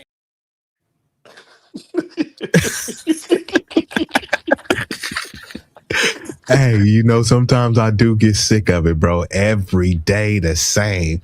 And shout out to Terreno, because this is why Afro Man said he moved out of California, because he said he was tired of Latinos calling him the N-word. And he said he knew that he couldn't just shoot and pop all of them. So he said he just moved. And people thought that was funny. Yeah, man, get up out of here. No, bro. Like, what is your obsession with the word? These people will literally fight you to say the word. You can't stop me. It's my freedom of speech. You know what's crazy, though, about that? It's like in Southern California, it's the fight. But here we just get them pregnant. In the North. And I don't have no problem. I don't have no problem with somebody. No, I'm just saying, like, we have a different way of fighting. You're like, okay, you call me N-word. Okay, I'm getting your sister pregnant, and your aunties, and your cousins. So that's how we fight racism in California. Your whole family is gonna be part of my bloodline when I'm done with you. It's hey, that's what I'm seeing, brother. And Terreno says, you're right. And California is the most anti-black state. Cuba and Florida is separated by water. No, not here in California. These little clowns will walk here. Yeah, unfortunately. And, you know, people just think that it's cool. And this is Martin. So I think Martin, this is his burner account. I think Martin is i.e. Eric. So ooh. Eric Fernandez, who, remember, he said that you didn't know what you was talking about with the white teenage. Yeah, the black teenagers, the Puerto Rican black teenagers. Yeah, so Eric left and now he's back on his burner account. So Eric, I'm about to get up out of here, or Eric Martin, or is it Martin? Eric or Mr. Martin, I'm about to get up out of here. But tell him what time he needs to appear tomorrow. Tell him what time he needs to be tomorrow. Hey, Martine, tell me what time you're available tomorrow so I can drop the link and then you can come up here and then you can teach us all. No. Let me help you out with this. Hey, Let me tell you something. You're gonna be here tomorrow at 6 o'clock Pacific time, 9 o'clock your time, sir. So this is B-Eazy channel. He was already polite to you. The politeness is gone. This is the invite. It's 9 p.m. Eastern time. That's it. Okay. Sorry, B. You're being too nice on that one. And shout out to Julian. Yeah, and that's all. I'm so laughing. Take that mom. You so.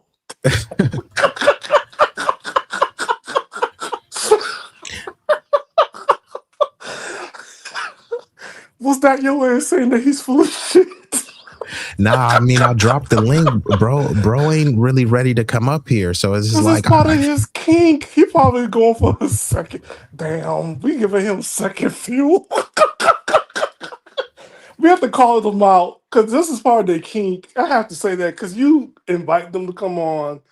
Like, guys, when he asks you to come on, he's not asking you to come on so he can curse you out. Unlike other people that's on the O'Shea Du Jackson show, but B-Eazy is that guy, like he wants to have conversations. That's it. So he invites you, just come on. Don't come in think you're gonna rule over B-Eazy. It's not gonna happen. Yeah, not at all. And they scared, but like Big Rick said, hit the link, Martine, Eric. And that's what I'm saying. Like Terreno said, Terreno, like bro is crying and saying, man, y'all West Coast cats is bugged out. But it's like, bro, what are we bugged out about? You don't want to talk about bugged out. If you talk about East Coast, Martine is from the East Coast. So it's like, bro, we don't want to get into the East Coast. Y'all as bugged out as it gets. But I got a lot of love for the East Coast. So True Pilgrim is like, bro, what are you talking about? But Martine, True Pilgrim. Yeah, some dude named True Pilgrim saying that that we're bugged the F out, but they can't clearly say what we're bugged out about. And like Julian says, they're getting deep in Chicago. It's because this is all by design. This is with the Democrats and open borders. They find an area where there's a significant black population, and then they dump a bunch of Latinos there. This is why they convince you, hey, we're the black and brown, we're all together. But most of those people, they don't even identify as brown. And the ones that are brown are trying to get closer to whiteness. So they're not an ally of you. So, and then they try to pretend as if this is just natural or organic, but it's not. They are specifically letting in mainly Latinos, and then they're dropping them in black neighborhoods. They pretend. Yeah, they've been there for a minute because it's definitely in the south side of Chicago. There is like a huge community and it's constantly growing. And also a lot of times, and this is before the administration. Yeah, a lot of times, and this is before Biden, even way before Obama. You'll be amazed how many families are being transported to different counties and just dropped off in the name of, something to help out with homelessness. But then you put the problem on another state. Trust me, I already know. This is what they were doing. But these people don't know. But this is people like, they just like, oh, it just happened. Like, nah, it ain't just happened. It's been going on. Yeah, it's been a plan. decades. I mean, it's the same. Yeah, it's the same thing that they did in Oakland, right? So that's why Oakland was like 47% black in the 90s. I thought it was more than that. Remember, I sent you the evidence. I sent you empirical evidence. It was, but I'm just giving. You know what I mean? I'm just giving just like a generalized number. You guys, it was bigger than that. I think it was 70%. It was 70%. It was, but I'm just giving, I mean, it's just like Compton. Compton was like 70 to 80% black now. Yeah, it was like almost 90%. And then now it's like 25. It's super low. San Francisco, ooh, that drop was like 4% now. Oakland is dropping down to 20 or 23%. And shout out to Julian. I appreciate you. And especially if you in Chicago, man, y'all gotta hold it down up there. Chicago is being under attack, especially they dropped a lot of Trinidad Agua over there. So they dropped a lot of gang members over there. Trinidad Agua is a Venezuelan gang. So they dropped a lot of them in the Chicago neighborhoods. They were beefing with some of the Chicago gangs. Then when some of the Chicago gang members would beat them up, then it would turn into they were attacking immigrants. It was xenophobic. And some of them, they have these things called a U visa. So if you get into like an altercation or something, you can get a fast track to get some sort of like permanent residency or something like that. So there were like all sorts of schemes where people were trying to pick fights and be provocateurs so they could get beat up or whatever, so they can get expedited citizenship. But not only that, yeah, you know, if you bring in a bunch of able-bodied people in there and you say, hey, they're undocumented, so they, you know, can't get a legal job, guess what they're going to turn to? People got to eat. So they're going to turn into the informal economy, selling stuff, robbing people, doing all sorts of ride share with people getting these illegal stuff. So this is not only happening in one particular area, it's happening all over the country. I know True Pilgrim is like, man, we don't let that happen down south. Nigga, you know how many Mexicans it is in Atlanta right now? That's what I'm saying. It's like, bro, Florida dude, the South is even crazy. You know, like the first time I experienced a Mexican family in Florida, bro, was Texas is down south, bro, and you see this Mexican Latina. Yeah, so I'm like, we don't let that happen down south. Yes, y'all do, bro. It's a bunch of Mexicans in Atlanta. It's a bunch of Mexicans down south in Texas. It's a bunch of Cubanos slapping people around, at least economically, in Florida. So you're talking about we don't let y'all do this down south. Yes, y'all do. Yes. And then also within there's infighting because Cubans don't get along with Puerto Ricans, don't get along with Dominicans, don't get along with Argentinians, Mexicans don't get along with El Salvadorians. Is bad. Hondurans, Panamanians. So this whole thing, like that's how we left for La Familia, like that's why I was like, bro, why are you like you know when that's gonna work? When you go ahead and have babies. And then you have to make it work because now you got the damn kids. Correct. And you got to make it work. But I just want to know, like in Chicago, can I ask a question from the person in Chicago? Yeah, go ahead. Okay. It's gonna be quick. It's just gonna be quick. For Julian. Julian, like, are Black people allowed to move to the north side of Chicago? Because I don't know if that's changed. That's it. So, Julian, that question is for you. You being the Chicago resident. So, Julian, and the question was, are Blacks allowed to move to the north side of Chicago? And to add a little bit more, are they in the north side of Chicago where there's a heavily Latino population and there's no type of racial tensions? Could you answer that for me, Julian? He said, yeah, they could move over there. Why wouldn't they? I think he was asking because, you know, Chicago is considered to be one of the most, if not the most racially segregated city in America. So I think that's why he was asking. Yeah, because even like in 2000s, 20 so years ago, the Black family had a cross, burning cross in their yard just because they were moving to the north side. And what I mean by north side, above downtown. Got you. Let me play a little bit more of this video. I'm extending this a little bit longer than I wanted to, but I appreciate y'all. The chat is rocking. So wait for the chat, for you to play this video chat, we got to bring some money up in here. B-Eazy, drop the link. What they got to pay you by? Cash App. What's up? Yeah, I'm gonna drop my Cash App. So like I said, I mean, if you unable or unwilling to make a contribution, you can hit your boy with a like, share, comment. Those are all free. But, you know, a lot of cats like to talk about how balling they is. You don't even got to be a baller. Forget the Starbucks. Forget that disgusting McDonald's. You can hit your boy on the Cash App. And matter of fact, hold on. Don't trip. Don't trip. B-Eazy Dat Dude. He be bringing the vibe. In your leisure, come laugh and show some love every time he goes live. If you're feeling the flow, wanna help him shine, you can drop a little something, something. It's support time. Cash App, PayPal, Venmo too. super chat, super sticker, whatever is convenient for you. Every bit counts, let's keep the good times rolling. B-Eazy's on fire and the crowd's still growing. Ooh, B-Eazy. He is that dude. Drop that money, right. guys. He been on live for 3 hours. 3 hours. Pay him the money. Pay him the money. He's been entertaining you for 3 hours, everybody. 3 hours been entertaining you. So drop that money. Starbucks costs what for a medium-sized coffee? $6 and does nothing but raise your blood pressure and cholesterol. B-Eazy been on here for 3 hours raising your, what's the word I'm looking for? Intelligence. And for some of y'all been beating y'all meat. So drop off that heat. Put some money on that man's wallet. How's Appreciate it. Oh, and also you've been giving us titties. Thank you. All right, let's get back into it.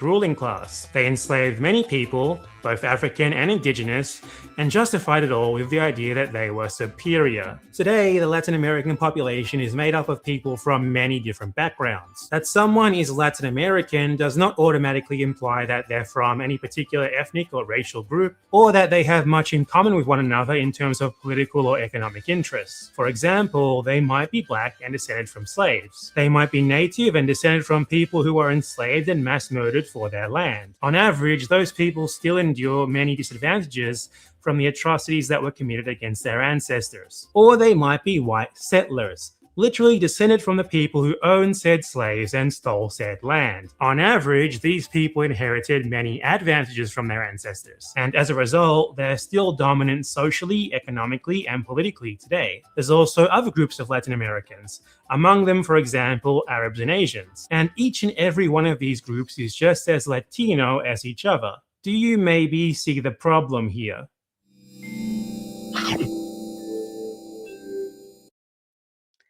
Creative teams need to move fast, but it's never fast enough when assets are scattered, status.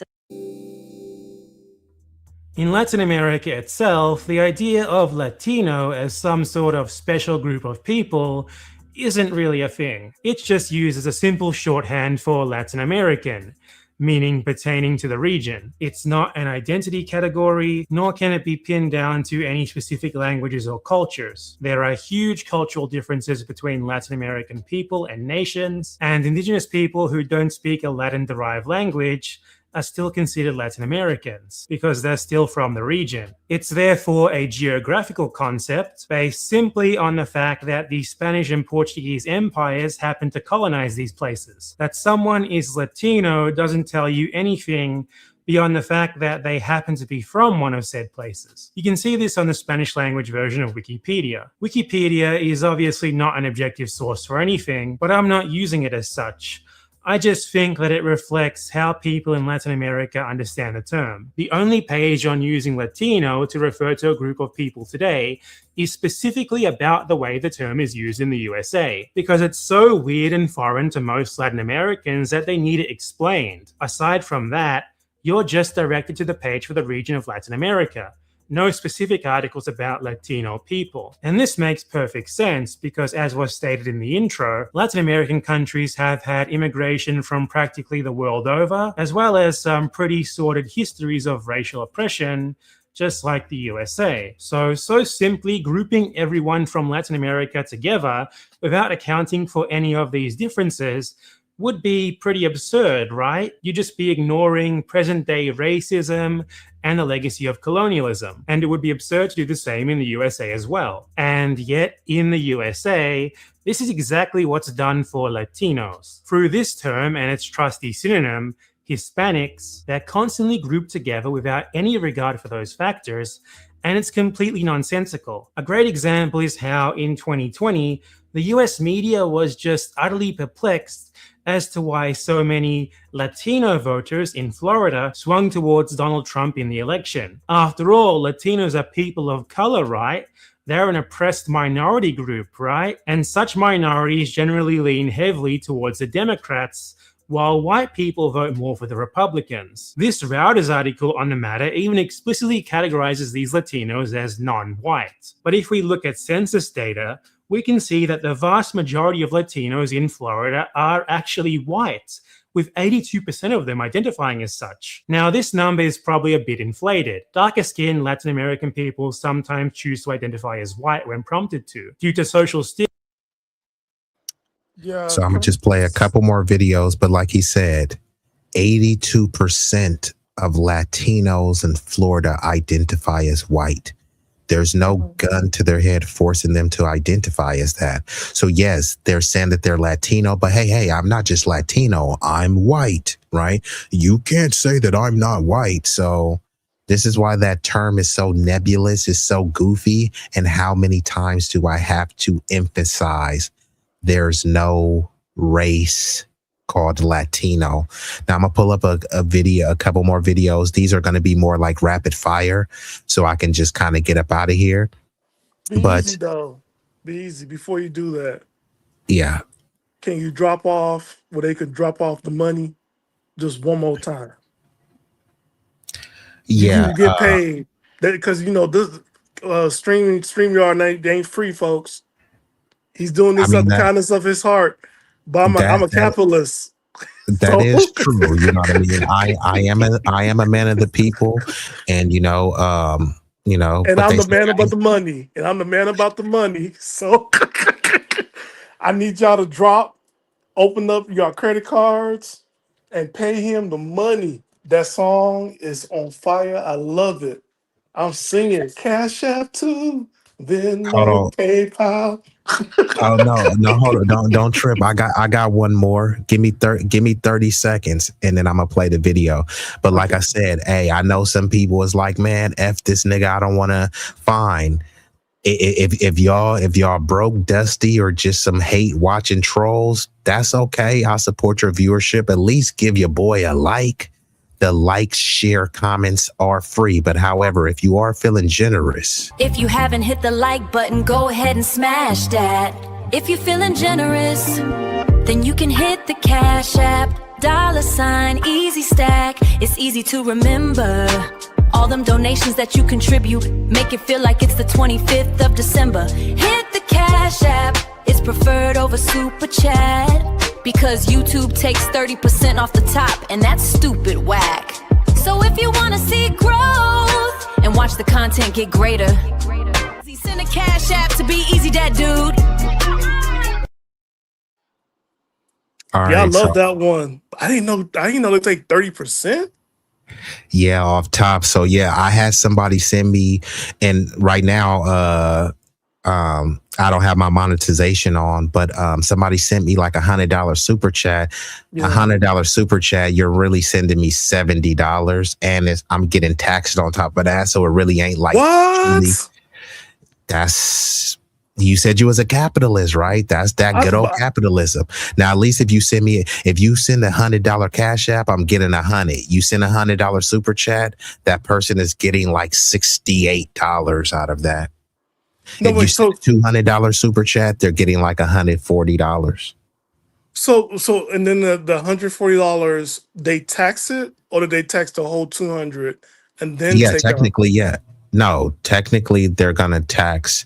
No, they're taking the 30% off the top. Then technically you're supposed to claim how much you made. So you would be getting taxed on top of that. Now look, guys, not only is B-Eazy giving you entertainment, but you also gave him great music. He's also a music producer. He's a photographer. He has so much talent, and he's sharing with you, and you guys gonna be disrespectful and not give this man his blessings. But one more thing though, I will say this: the little white girl in the background, get rid of her. Can we get the black ones back? But And you know what? You sound like Sincere. Sincere was like, shout out to Sincere, because Sincere she was like, man, she seen the snow. I was like, damn. I mean, I got some. The snow gotta go. The snow gotta go. I got some chocolate. That's just like, damn. Stan, you didn't turn into Umar, and Umar whole ass then blocked me. Look, shout out to my white baby mama. The only woman I regret. And my life. That's what I'm saying. That's what I was like. Matter of fact, Stan, I gotta hit you like this, Stan. Look. Shout out to the Snow Bunnies. I love y'all, but thank you. Damn. All right, now let me play this video because I'm trying to get up out of here. Ashley Gonzalez does represent the Hispanic community. I'm getting kind of tired of seeing Hispanic people, Latino people getting into comment sections talking about, no, she doesn't represent us. We love all people. No, if you go to Texas, if you go to California, there are a lot of Hispanic people that love saying that N-word, hard ER. In growing up in the Hispanic community amongst Latinos in Texas, I noticed that a lot of them love to turn a blind eye to a lot of things. When it's convenient, they might sit there and be like, oh, we don't stand for that. That isn't a representative of our community, blah, blah, blah, blah, blah. No, Ashley Gonzalez was a woman who was emboldened by her community. She went this long unchecked. A lot of Mexicans, a lot of Latinos don't know the difference between racism and prejudice. Sure, there are many people of color in many communities all over the world who are prejudiced. The systemic racism enacted towards all of us, especially Black Americans in America, in the United States, is something to be said and talked about, especially when many non-Black communities of color love to utilize that proximity to whiteness to inflict oppression upon Black people. Ashley Gonzalez literally got into the police force, and I think from what I saw in that video, she was describing how she was utilizing her position of power. Hold on, just to be clear, could y'all hear this video? If somebody is in the chat and y'all heard the video up until this point, just let me just drop a 1 in the chat, because I know Stan said he couldn't hear it. Did y'all hear the video that I was playing? Okay, cool. Big Rig heard it. Stan, I think it was something with your phone. So you gotta step your game up, player. Get rid of that iPhone. Get an Android. To inflict harm on a Black person, right? Unfortunately, when you grow up to be an adult, you represent a lot of things. You represent your parents, you represent your family name, you represent your community, you represent the job you're tied to. You're a representative of something. If those entities, institutions, family units let you go that long with that behavior to where it then got publicized, that is a representative of all those entities, those communities, those institutions. It is a failing on all of those things. I'm so sick of so many non-Black communities of color, even, I'm sure, even in the Black community. There's a lot of colorism. There's a lot of behaviors that everybody just sees, many vile things that are said behind closed doors and nobody checks it. The influential people don't check it. The leaders of the communities don't check it. They'll sit there and go, well, nobody that those horrid statements are made about are here, so we're just not going to say anything. Like, I don't need to say anything. It's okay. They're not going to say that in real life, like in public, they're not. So I don't have to worry about it. I don't have to check it. But then things happen like this.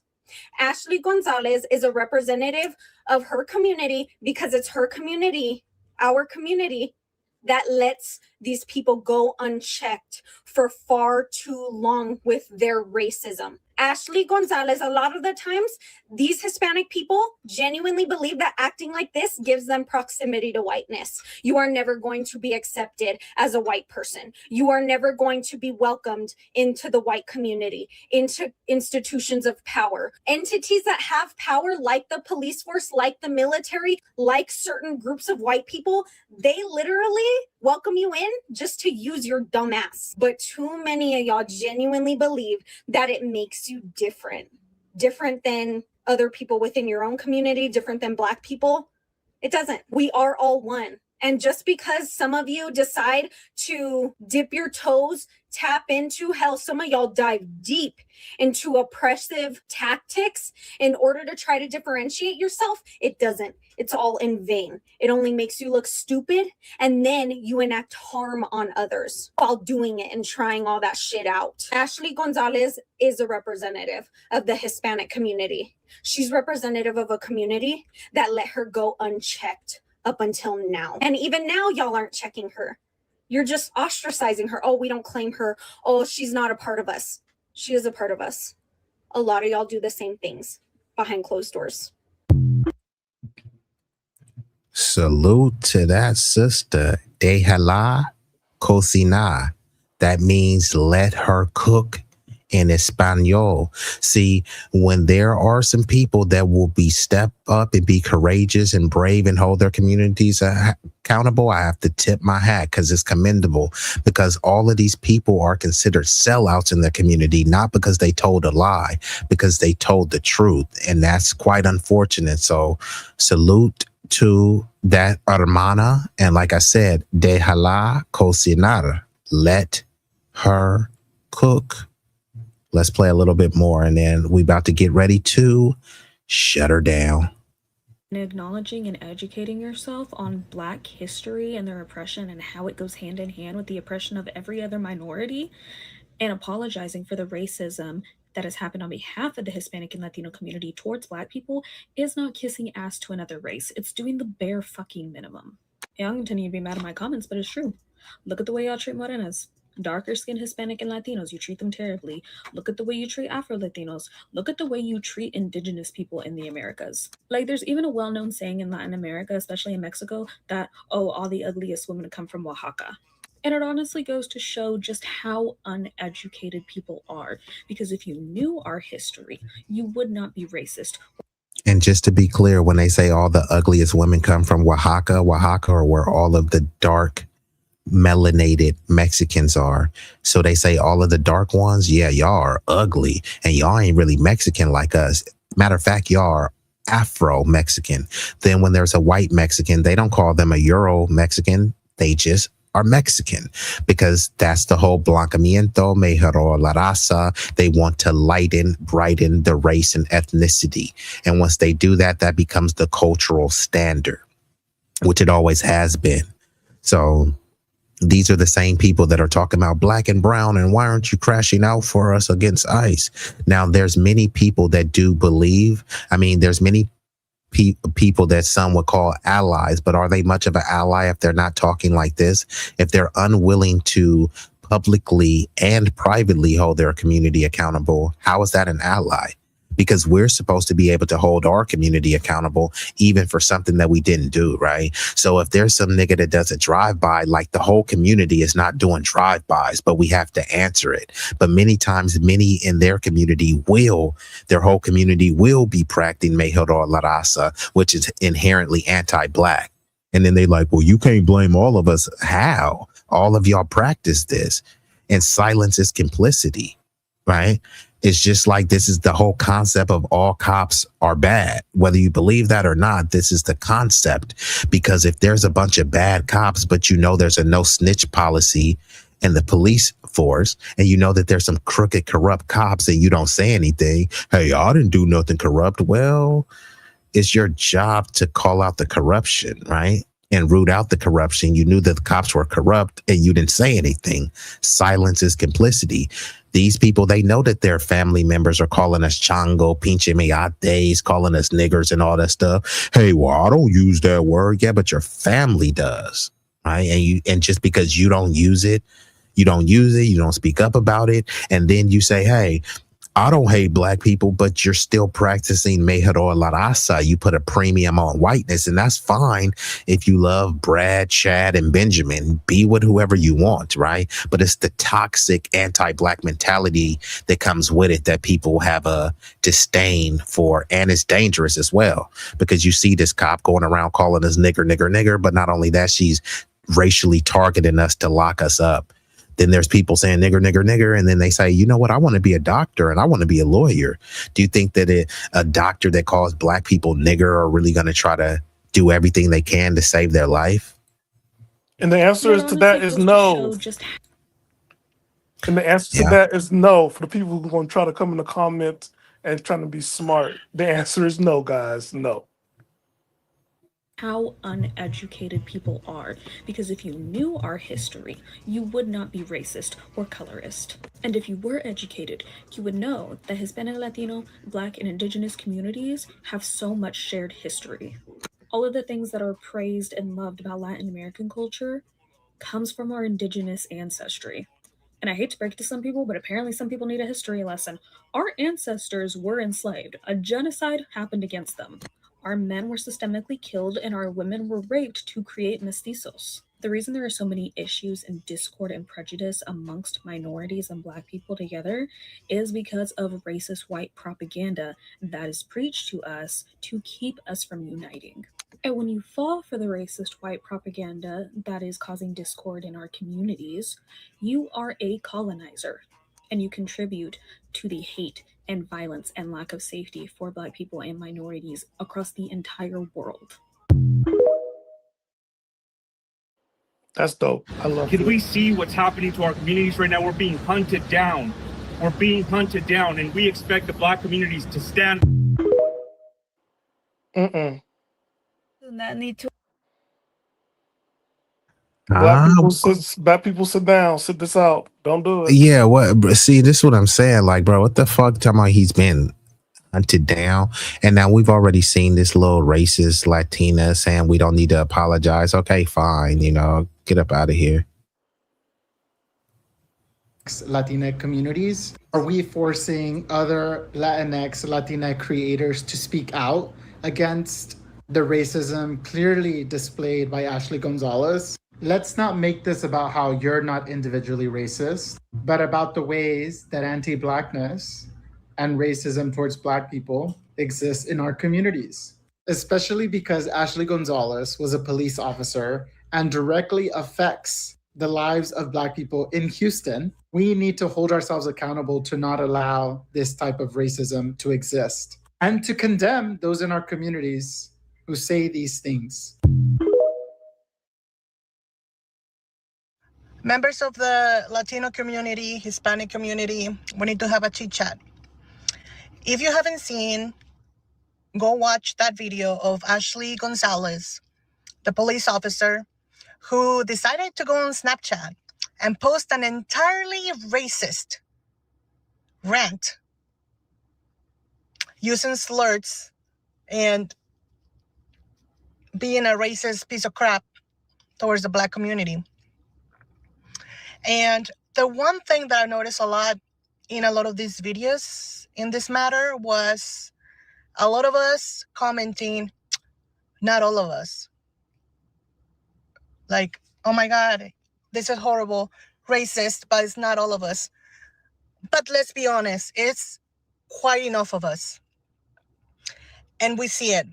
I understand that a lot of us have the mindset of like, it's not us, and it's not us, it's the majority, but enough of us do have that mindset.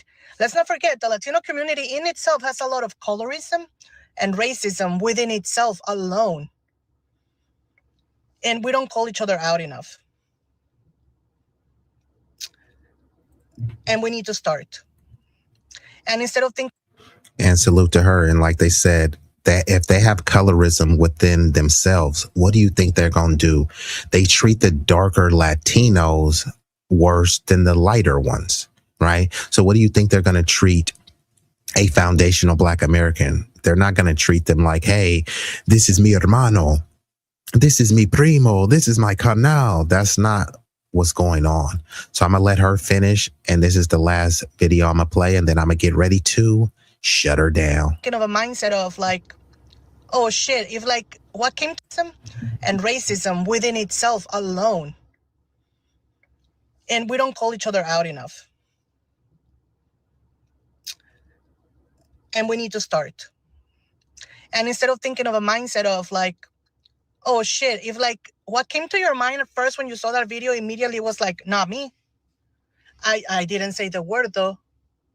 Instead of going like, damn, I I am very worried for the victims, the Black people that this woman has ever arrested, because she abused her power. There is no doubt in my mind that she probably arrested some people just because they were Black.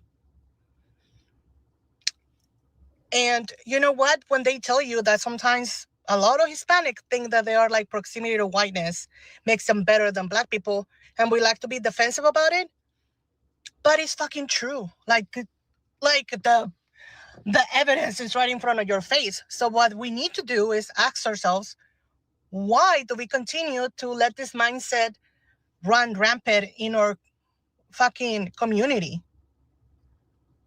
We need to like take accountability, and we need to teach our children better. We need to like better ourselves. Otherwise, things are never going to change. And let's think about the victims more rather than think about how this makes us look.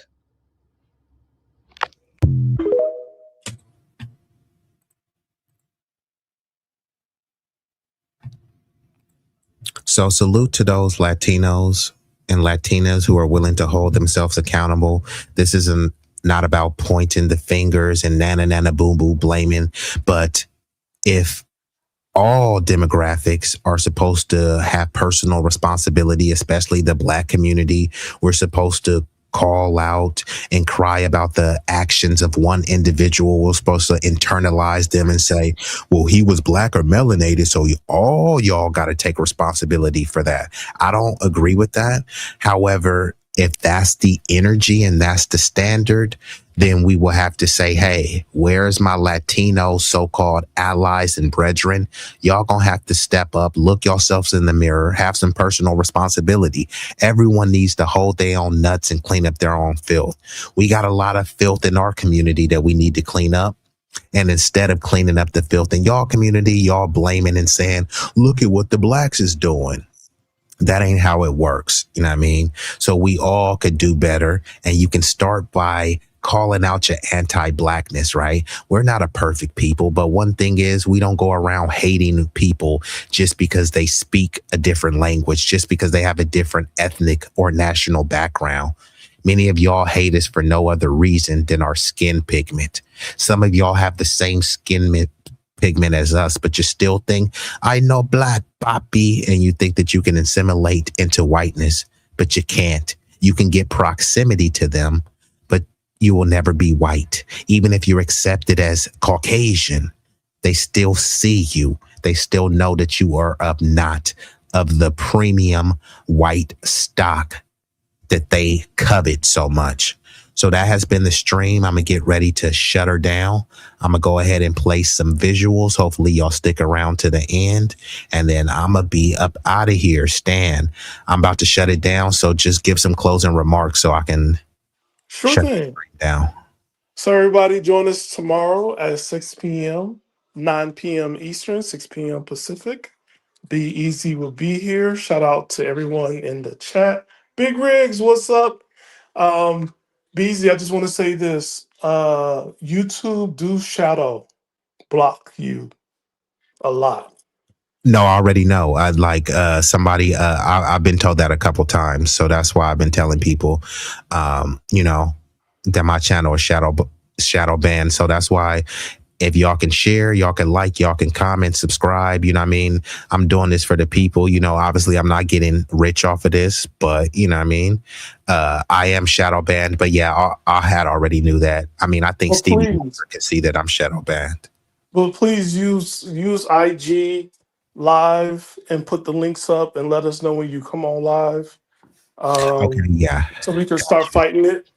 Right now, I haven't been doing all that I can fight it because, you know, I can still, but I am going to start streaming on IG Live and Facebook as well. Right now, I've just been rocking with the YouTube audience. Oh, no, not IG Live, but using the IG stories with the link. So then we can you're coming up on tonight. And also for us, everybody press the hype button. Because that's what I was doing. I was doing the hype button. And next thing I know, I'm not getting the links to you or Big Rig channels. So I'm like, yo, there's quite a few people. I don't know why Big like Rig will be shadow banned, but I know why mine is shadow banned. I'm just saying, there's a lot of people I've been following, and it's like I had to resubscribe again. Freezy too. I was like, yo, what are they doing? Yeah, it's only happening to certain creators, but and then they try to feed me a creator I don't know. I'm like, I don't know this person. Why y'all? I never followed them. How you got me subscribed to a channel I never listened to? I just want you to know. So I know. Thanks for letting me know. Yeah, I've had some YouTube people let me know that, so I'm not surprised by it. But like I said, I don't do this for all the glory. Otherwise, I would change my content up. You know what I mean? But since I'm not monetized, I'm gonna do the content that I want to do. Right? The content that's more impactful. However, I could curate it a certain way so that it can be more advertiser friendly. And no, be yourself. No, won't get the satisfaction because YouTube's still getting paid. That's they what don't. I'm saying. You know what I'm saying? They putting commercials on your stuff, so yeah, no, that's what I'm saying. So if they gonna do that, I'm gonna try to do the content that I want to do. Even if I was to switch my content up, it still would be the content that I want to do. I just would be a bit more creative with my language. You know what I mean? Here, I kind of let language fly a little bit more loosely because if I'm not monetized, I might as well say what I want to say with my whole chest. But otherwise, I would use a lot more. I would self-censor a lot more. But yeah, so I'm gonna get ready to shut it down. Did you have anything else to say before I No, great channel. Just want to say hi, and just hi everybody. Looking forward to seeing you guys tomorrow and looking forward to see the panel tomorrow. I won't be on, but I will be here, and I also will go ahead and do the research for you. Just tell me what you need, and you know me. I'll put everything in your inbox. So you'll have the evidence ready. No, I thank you. I mean, you already had one debunking today. They was counting Stan out, and then suddenly the chat just starts saying, nah, Stan ain't lying. Stan ain't lying. So and it's crazy because the people from New York was trying to pull your card like, what the hell? I ain't never heard. They was talking spicy. I ain't heard no shit like that. They was saying a lot of stuff. Then the cat said, nah, Stan know what he talking about. Like, this is true. And the fact that my white teacher tried to feed us the West Side Story is Black History Month. That's a whole nother story. This is your people. Y'all sewing our clothes. It's like, damn. Shout out to the white folks. Hey, yeah, shout out. I'm a humanitarian, so I love all people, especially white people. You know what I mean? But not to my white baby mama, though. Not my white baby mama. She gotta go. No, we ain't talking about her. We ain't talking about degenerates. Not saying your baby mama is that. We ain't talking about degenerates of any race. No, like, shout out to all the white folks except for my white baby mama. But I don't hate her. Thank you for the white kids. But got you. Are they white kids or are they white chocolate? I say they black, but she think they white. They black. They black. I'm from the South. It's up to the kids. I mean, we'll call them black. I'm gonna We drop them call off in anything. Miami next year. They're gonna know who they are. Okay, cool. No, that and that's usually what happens. Unfortunately, many times when people have kids with another, you know what I mean, they don't have that kid be immersed in whatever absentee culture, right? And that's an issue, because then these people grow up with these identity crises. But that's a whole different story, and I don't want to go down a rabbit hole. So I'm gonna just hit this video But tomorrow, so we can please get do up out of here. Latinx tomorrow, if you can. Do a quick segment on Latinx for us, because that guy in one of the videos said, like, yeah, you don't speak for us Latinx. And he looked like he's in his 30s, so Latinx is kind of catching on. All right. Yeah. Hey.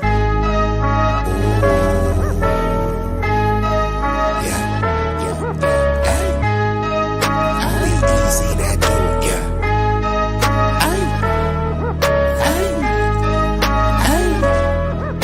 Shit so hot it's burning up. Just go ahead and turn this up. I bring the hang like an aftermath of a car wreck. There's a lot of niggas that say they real. To me, that shit is far-fetched. Some cats is pussy.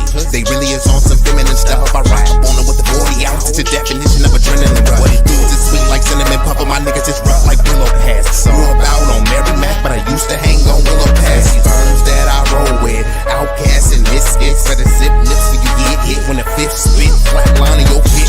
Trap habits is black magic, no voodoo. Get the bands like Goku. For the cocaine, they go cuckoo. Most these niggas is foo-foo, so I'm shitting on them like doo-doo. I can't fuck with y'all like tofu. I'm just saying, man, like Goku. Bad bitches at the house with me watching Netflix or Roku. Fuck them both at the same time, and I swear to God it was so cool. Street legend, real boss, I call shots cause I'm still saucy. I know some G's to the bike crack on Chirac and then fly back out to Milwaukee. When they hear me flow, they say I be burning up, burning up. Cookies to the draw is what we burning up, burning up. What you ain't know, oh, we burning up, burning up. This shit so high, it's burning up. Just go ahead and turn this up. When you hear me flow, say I be burning up, burning up. Cookies to the draw is what we burning up, burning up. What you ain't know, oh, we burning up, burning up. This shit so high, it's burning up. Just go ahead and turn this up.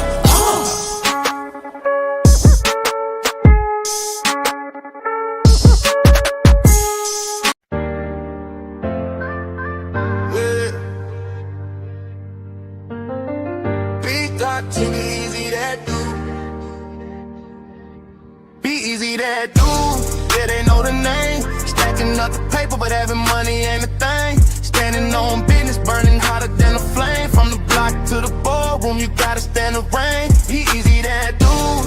Yeah, they know the name. Stacking up the paper, but having money ain't a thing. Standing on business, burning hotter than a flame. From the block to the ballroom, you gotta stand the rain. B-Eazy that dude, yeah, they know the name. B-Eazy that dude.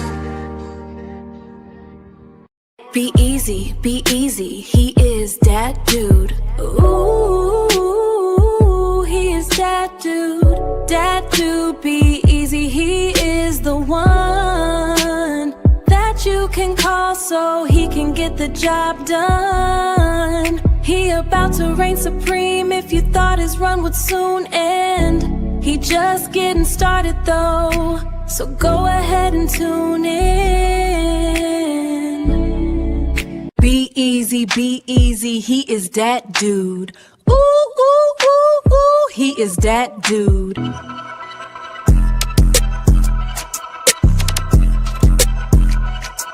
If you feel the vibe, like, share, and subscribe. We growing on this journey.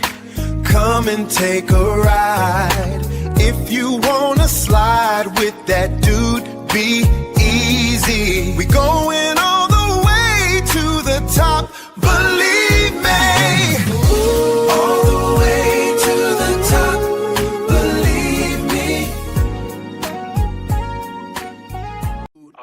That's just B-Eazy, A-A, B-Eazy that dude. B-Eazy, he is that dude. Ooh, B-Eazy that dude, ayy. Ooh, be easy. He's styling and profiling, fresher than a mannequin. Hey yo, who's that? Mama, there go that man again. He the one who get the block booming and make the trap move. I'm still trying to figure out who is that dude. Oh, you ain't know? That's just B-Eazy, ayy, ayy, B-Eazy that dude. B-Eazy, he is that dude, so you gotta let him cook. He be going dumb off the hook, got all them haters shook. He a king, you a rook, so don't ever start tripping, get it twisted or mistook. Ayy, we all like B-Eazy. Nah, matter of fact, we love B-Eazy, believe me. He really that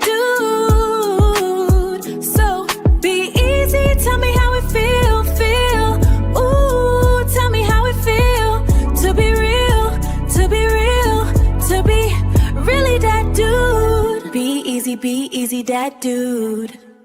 Ayy, ayy, ayy, ayy, yo. B-Eazy is that dude, you already know, for sure, you already know. It's easy to see why he is that dude. He's been a favorite, even if you hating it. Give him his flowers, pay him respect. He's a certified legend and one of the best. B-Eazy, remember the name. Woo. B-Eazy that dude. Are you not Are you not entertained? Is this not why you are here? Follow. Be easy. You know you want to. We're waiting.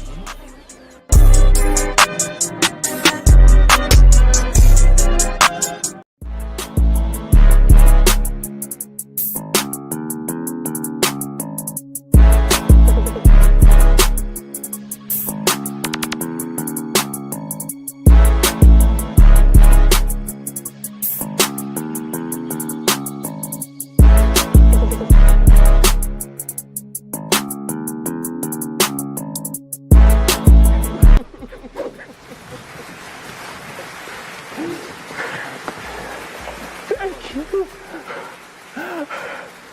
You love me. You really love me.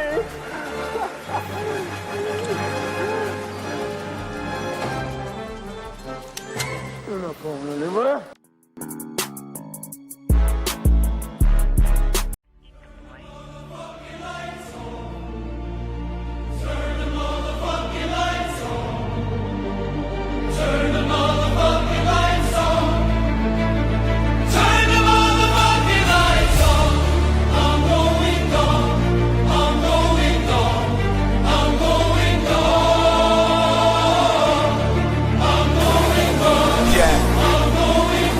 Yeah.